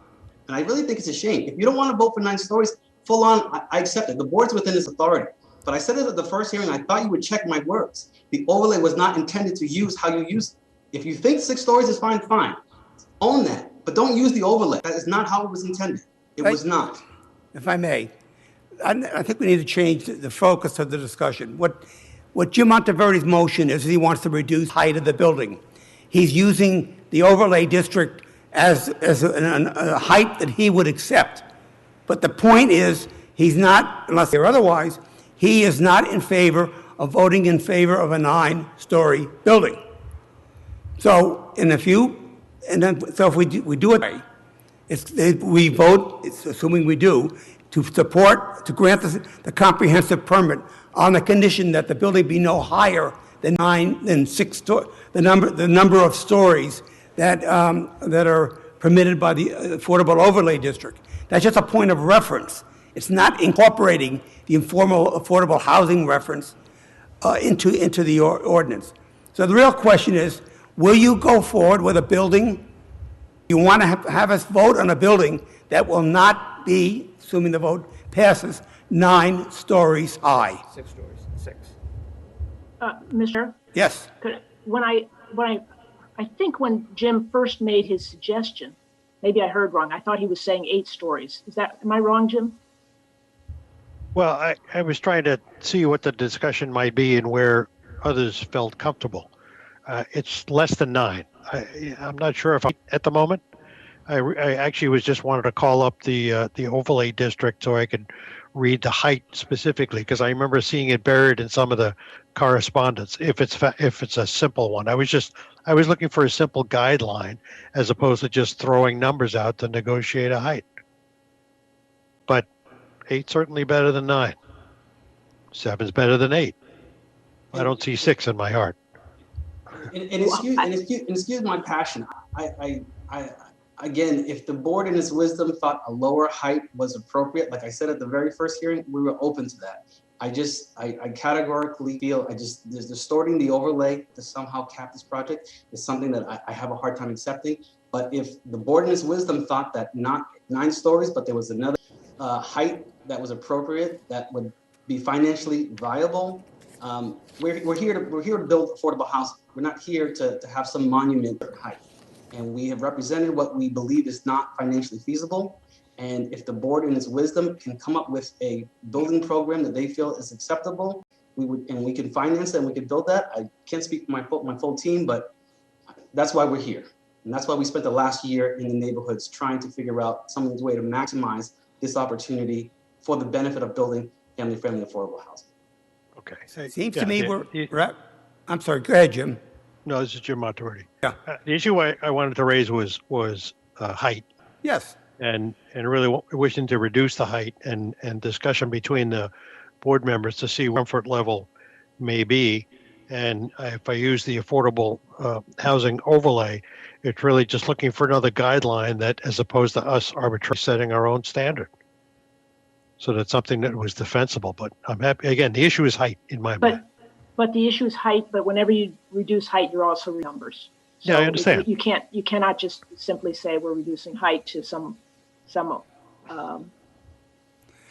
height. It's how many units are you going to be reducing as well. Understood. I understand. Where we are now is that the board wants the height to be reduced, and the petitioner is saying it's not possible because it will make the project not financeable or not economic. That's where we are. Just If we can't reach a compromise, and we don't have to, then there's nothing to vote on. I just want to clarify, Mr. Chair, what I said, the overlay height is not financially feasible. We researched it, and it's the height plus the setbacks. So, but there is, I'm not saying that we present 8-story building, full on. It was an 8-story flat building. And because we worked with an abutter, we went up to 9 and dropped it to 6 in the back. But we had an 8-story building that was financially feasible. We thought that was worse for the neighborhood because there wasn't a step down. So, I mean, we did propose a plan less than 9 stories that we felt was financially feasible. Well, we're still where I said we were before.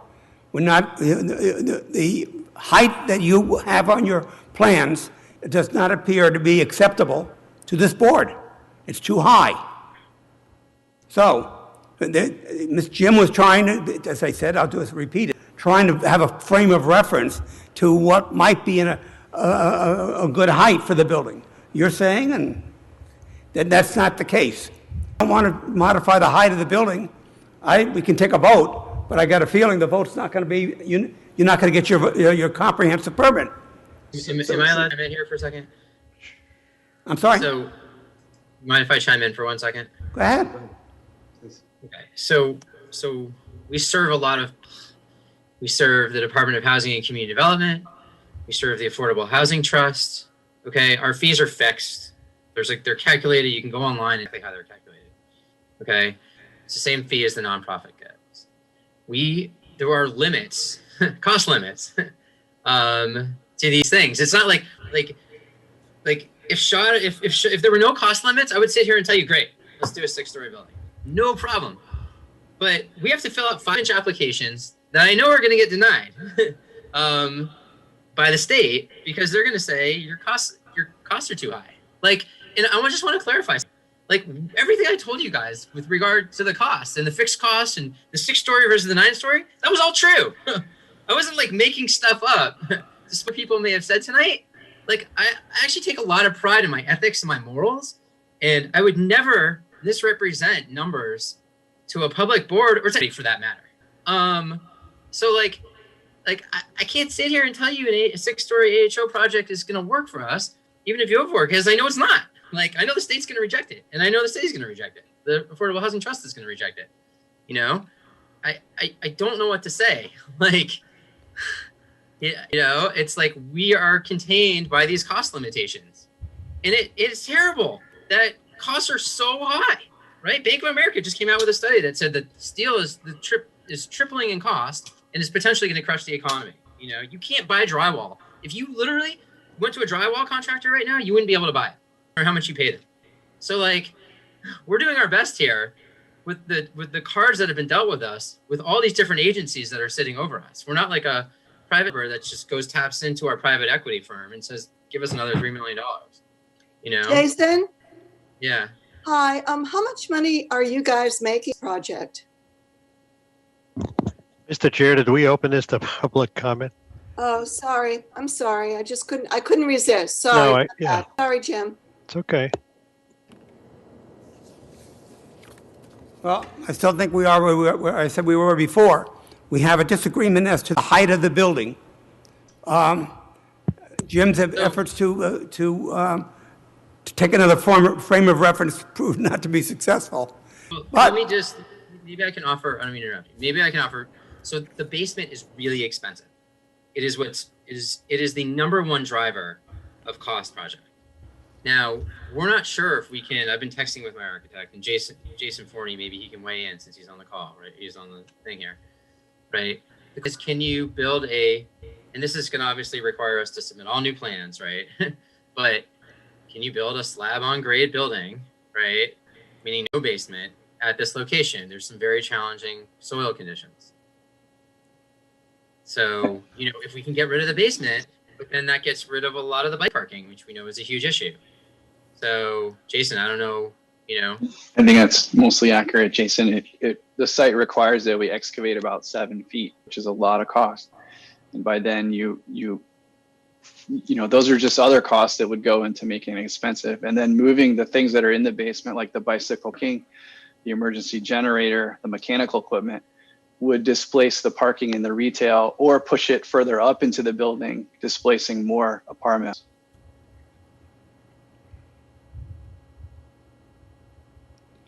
Well, one more time. The problem is the height of the building.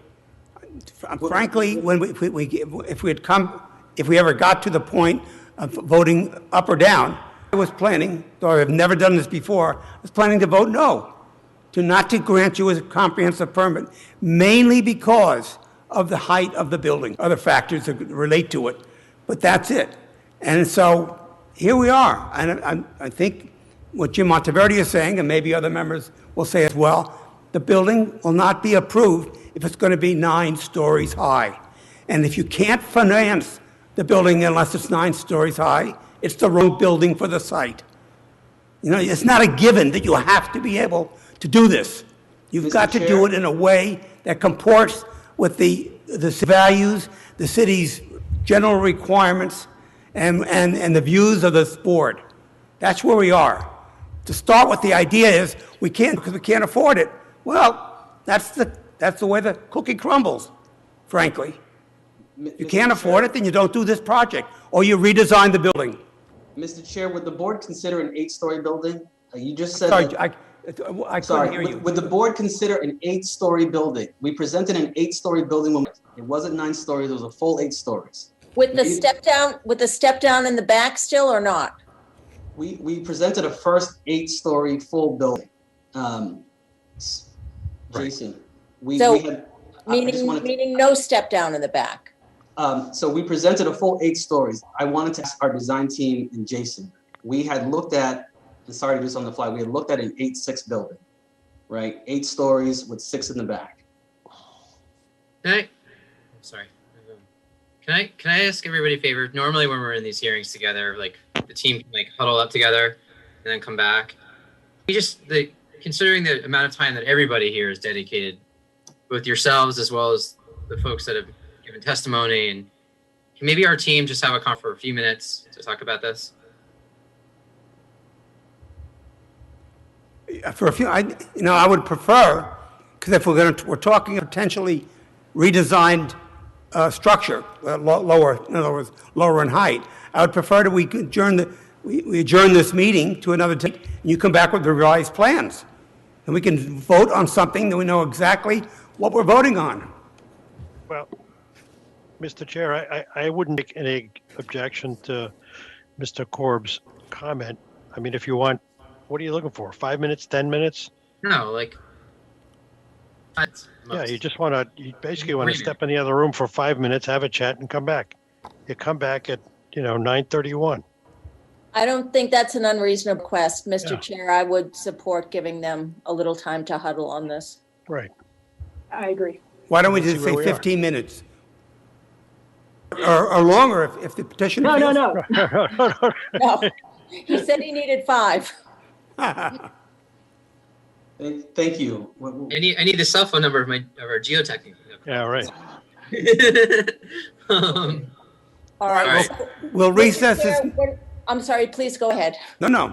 I'm just going to recess the meeting for a period of 10 minutes. Perfect. So, what? I don't have a watch on it. What time is it right 9:37. now? It's 9:27 now, it'll be 9:37. So 9:37. We'll reconvene the meeting. Okay, Thank thank you. you. Thank you. Jim, this is Brendan Sullivan. In the interlude, could you, I don't know if you have your book in front of you, look at section 11.207, 0.5.2.1. I don't know if you got that. Hold on, I'll never remember that. 11.21. Hold on, I'm going there.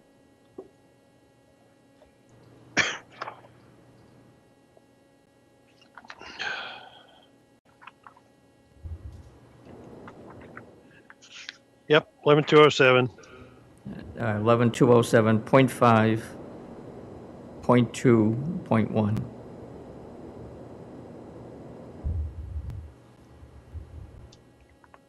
And this is a document Hold that this is a document that I was told not to refer to, and it has no relevance. Unless well, let me go online and find it. Yeah. I think we need to extend the. It would be section B.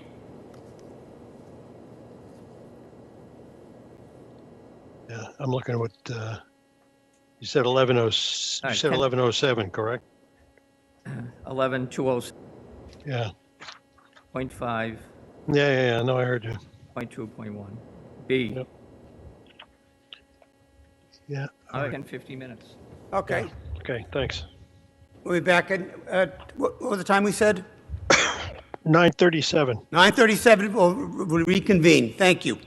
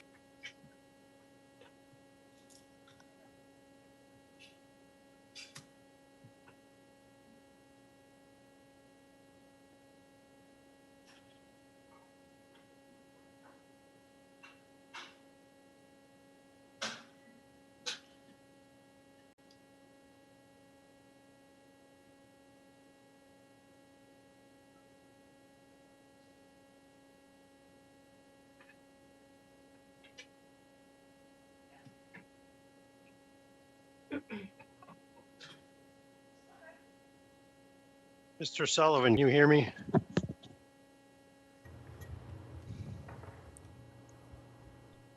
Yes. I have we're ready the, wherever you are. So. are you ready to go? I was going to give another minute, but we can go. The chair will now reconvene meeting of the Board of Appeals. Is the petitioner available? And We're available, Mr. Chairman. oh, you requested the continuance. Where are you with regard to the height of the building? Thank you for allowing us to do that. So we would like to explore other options. We have some questions and we'd like to get some feedback if possible so that we're not chasing our tail and you're not, so we're all somewhat on the same page if that's possible. So we'd like to get some feedback on things. And as a result of the feedback, we'd like to request a continuance at the end of this. Well, perfectly understandable, and we have no problem with that. Question is, when do you want to postpone the meeting to? When are we going to reconvene? How much time do you need? Well, maybe we could ask for some feedback first, and then based on that, we could adjust the amount of time. Would that be okay? Feedback would be in the nature of the vote on the motion that's on the table. Well, we don't know what motion's on the table. Is it? We still have the height issue with the reference to affordable housing overlay. Mr. Chair? Yes. If Mr. Corp could just ask the questions, maybe we could determine whether we can answer them or not. I'm sorry? One more time, Linda? It appears he has a few questions before we vote. And Sure. perhaps just listening to his questions, we can determine if we can answer them or not. Yep. I'm open. That's fine. Go ahead. Thank you. Not you. So, Mr. Chair, go ahead, yes. What are your questions? Okay. So my questions are first regarding height. So 9 stories is too much. We understand. We have a question about whether an 8-story building on Mass Ave that steps down. And now, by the way, I want to say we're not saying any of these are feasible at this. Okay. Would an 8-story building on Mass Ave that steps down to 6 stories potentially be acceptable? And let me just the others, would an all 7-story building be acceptable? Those are my first 2 questions. Jim, since you were the one who started all this, what are your views, or what are your answers to the question? I know this is, me personally, the all 7, and I can understand that why that would be a simpler development than the 8 and 6 could work. But I do recall all the conversations with the neighbors on Walden Street and how favorably they responded when the building's down to 6. So you got me between a rock and a hard place. So I could be certainly 8-6. I think it's a move on Mass Ave, and then it leaves it in what you've offered so far. I think in 10 Walden. Is that correct? We're at 5 currently on Walden. You're at 5 currently. So where everyone manipulates 1 story, you go down 1 there, you go up 1 there. You'd have to see it. I mean, you'd have to see it. It could be either one in my mind. I could see why the Walden folks would prefer the step down to them, though, based on the comments we heard before. Yeah.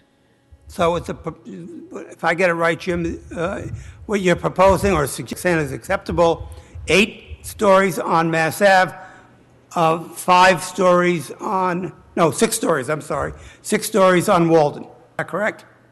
I could entertain that, as well as, again, depending on the kerfuffle with the concerns of the folks on Walden Street, I could 7 on both sides. Right? It just has a dramatically different presence in the neighborhood. Giving you any guidance there. I love you for both. What does the petitioner propose? A 7-7, 8-6? What do you want? We don't know. We don't know yet. We want to explore our options. We just want to. What we don't want to do is spend a lot of time, on the architect's time, working on something that might not be acceptable. Let me go back to where I was a while ago. Then we have to continue the case tonight so you can explore your options. And we should decide to what time will we continue the case to. Mr. Chair, it's Andrea Hickey speaking. I'd like to give a little feedback and perhaps give other colleagues the opportunity to give a little feedback. Mr. Korb, I could support an 8.6. I'm not wild about a 7-story overall, but my support of the 8.6 would be the building otherwise presented it. So with the basement for the bike storage, I don't support a slab building losing that bike storage space. I think that's important. So I could fix with the building otherwise as presented so that the residents don't lose any amenities. I hope that's helpful. I think it's a good compromise. Thank you.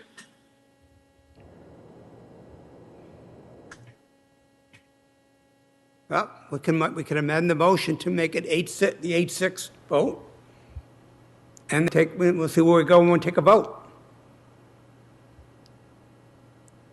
But I think the petitioner still needs time to determine where that is feasible, I guess. Mr. Korb, I don't mean to speak for you.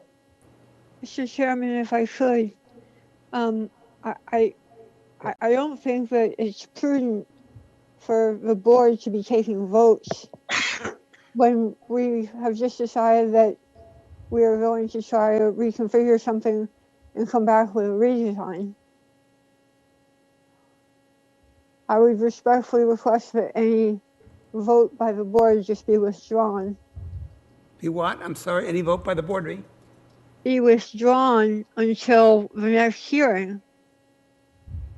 I think we should just vote on a continuance. That's where I'm trying to go. I said we should continue the just case. vote on the continuance, that's all. Continue the case, let your side decide what you want to do, bring back what you want, and at that reconvened meeting, we'll take a vote. That's what I've been saying for the last 15 minutes. Yes, Mr. Chair, we appreciate that. I think we were just trying to get some feedback, and we did get some from Mrs. Hickey, and I think we did get some from Mr. Monteverdi. So that's what we were looking for. We don't want to drag this on. We obviously know we wouldn't get approved tonight, and continuance we would appreciate a continuance. I think we didn't want to make a similar mistake thinking we had an idea of what the board might approve and then come back and do this again. So the feedback we received has been helpful, and we do need a continuance. We do want to try to modify the plans to conform to what the board would approve. So to your point, I think we got the feedback we requested, and a motion for and a continue would be appreciated. Okay, if we do continue it, we should have alternative plans or pages of plans showing if it's going to be, if what you're proposing is 8.6, what it's going to look like and the changes in the numbers. We need more information. But when would you like to read the meeting to? And then we'll see if it works for the board. So how much time do you need? So Jason Forney as the X. Perhaps a month. More than that. 6 weeks? A month would take us roughly at the end of June. Right? You want more than that, less than that? I don't want to repeat. I don't want a repeat of what happened last time, and I don't want to waste people's time. So I want to be mindful of everybody's time. So we need to suggest something. So do we want to say at the end of 2 months? Yeah, that's realistic. Yeah. Let me make life more difficult. 2 months puts us into the middle of the summer. I don't want to have this case, which is that important, decided in the middle of the summer. Well, first of all, it may be difficult to get the 5 of us all together, and also the many people who have expressed an interest in this case may not be available. If you want to go 2 months, and that's fine, I suggest we do a little bit better and we can postpone until mid-September. That'll give you, you'll give more, you're not rushed. You can do revised plans, and we'll be at a time when everybody's back working or back in town, and we can have an informed discussion. How does that sound to you folks? Yes, we would accept that. Say it again? Yes, we would do the September date. Okay. We'll pick a date like we did tonight, where nothing else is going on. Cecilia, what are the dates that we have board Well, our regular meetings for September are the 2nd and the 23rd. September 2nd and 23rd. So we could do 23rd. 9, 16, The week or before the 30. 23rd would be the 16th. 16th. What if we continue, like I asked the board members, are you available for a meeting on September 16th? This is Brendan Sullivan. Cece, is that a scheduled hearing date? No, It is not. It's a No. special date. it's not a scheduled date, no. Okay, so it'd be a special date for this. Correct, Yeah, just that's like fine. this one. That's good. Okay. Yeah. You're available on the 16th? Yeah. Jim? Jim? Jim Monteverdi, that works for me. Okay. Andrea? Yes, I'm available on that date, but I would like to ask a question No, before we fine. vote on Okay. the continuance. Thank you. You'll have a chance. Laura? I'm probably going to be overseas, so as long as it's a remote, as long as I can remote in, and you're not planning, there wouldn't be any requirement that I be in person, then I can probably. Okay, but if you find out that when you're overseas, that all of a sudden you can't remote in, you'll not be attending the meeting. There'll only be 4 of us, which is from our perspective, but it may not be fine from the perspective of the petitioner. Mr. Chairman, I just found out it's Yom Kippur, so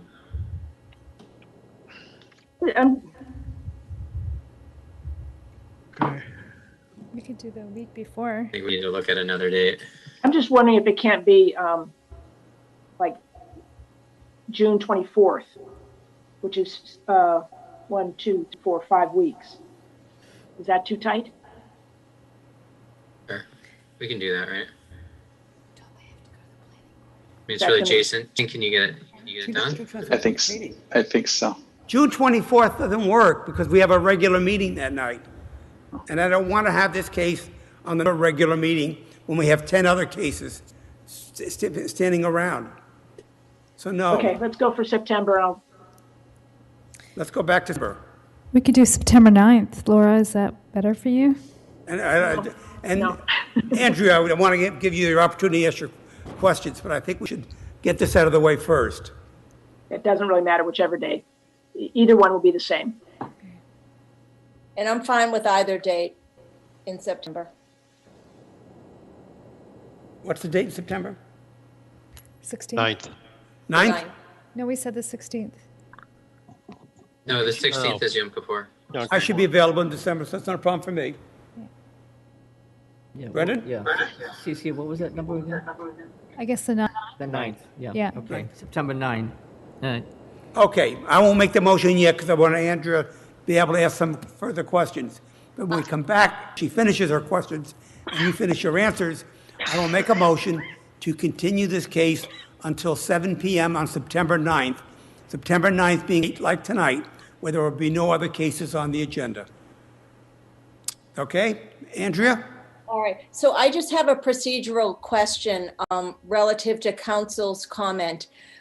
Is there a procedure by which we would rescind our vote against the original proposal just to keep the case alive such that the continuance is valid? Remember, we did vote on the original proposal and it did not pass. And you were sort of doing an amendment to that vote. I'm thinking we need to rescind. No. I think you misunderstood, Andrea. The motion I made was the vote, was the thing we would be voting on. I wanted to get the motion on the table, but no vote was taken. So it was a sense. All right. It was a sense of the board. Is that It was a sense of the board. Okay. All right. So I don't think we got a problem there. Okay. Understood. Thank you for clarifying. No, thank you for the question. Okay, is there anything else?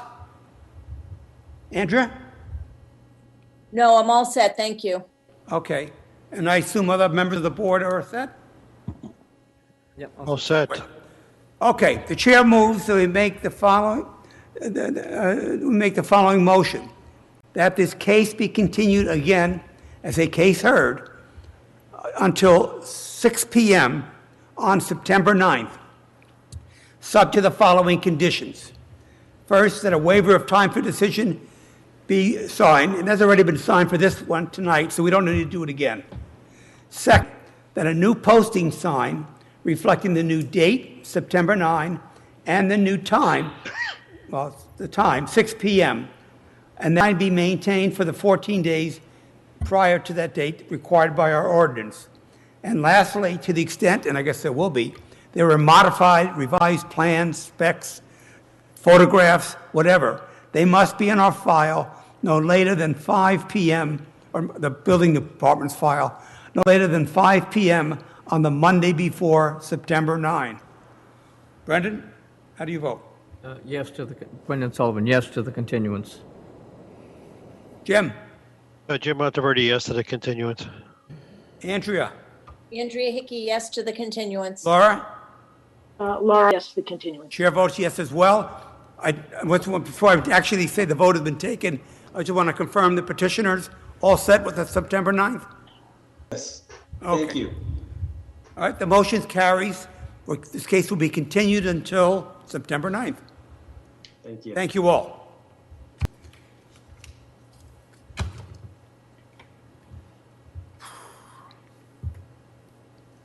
Class dismissed. Class. All right. Thank you all. Thanks, Jim. Good night. I don't know how many people in the audience are still there, but Thousands. 61 people still? Okay. Well, for the benefit of those, if they're still on. No, I just cut them off? I think I did. Okay, fine. I just want to make sure you understood what we're doing. Because a lot of the people are not sophisticated. I think I have. It's okay. Forget about it.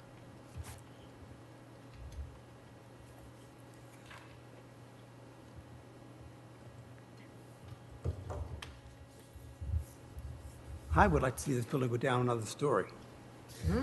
I would like to see this building go down another story. Three. It better be.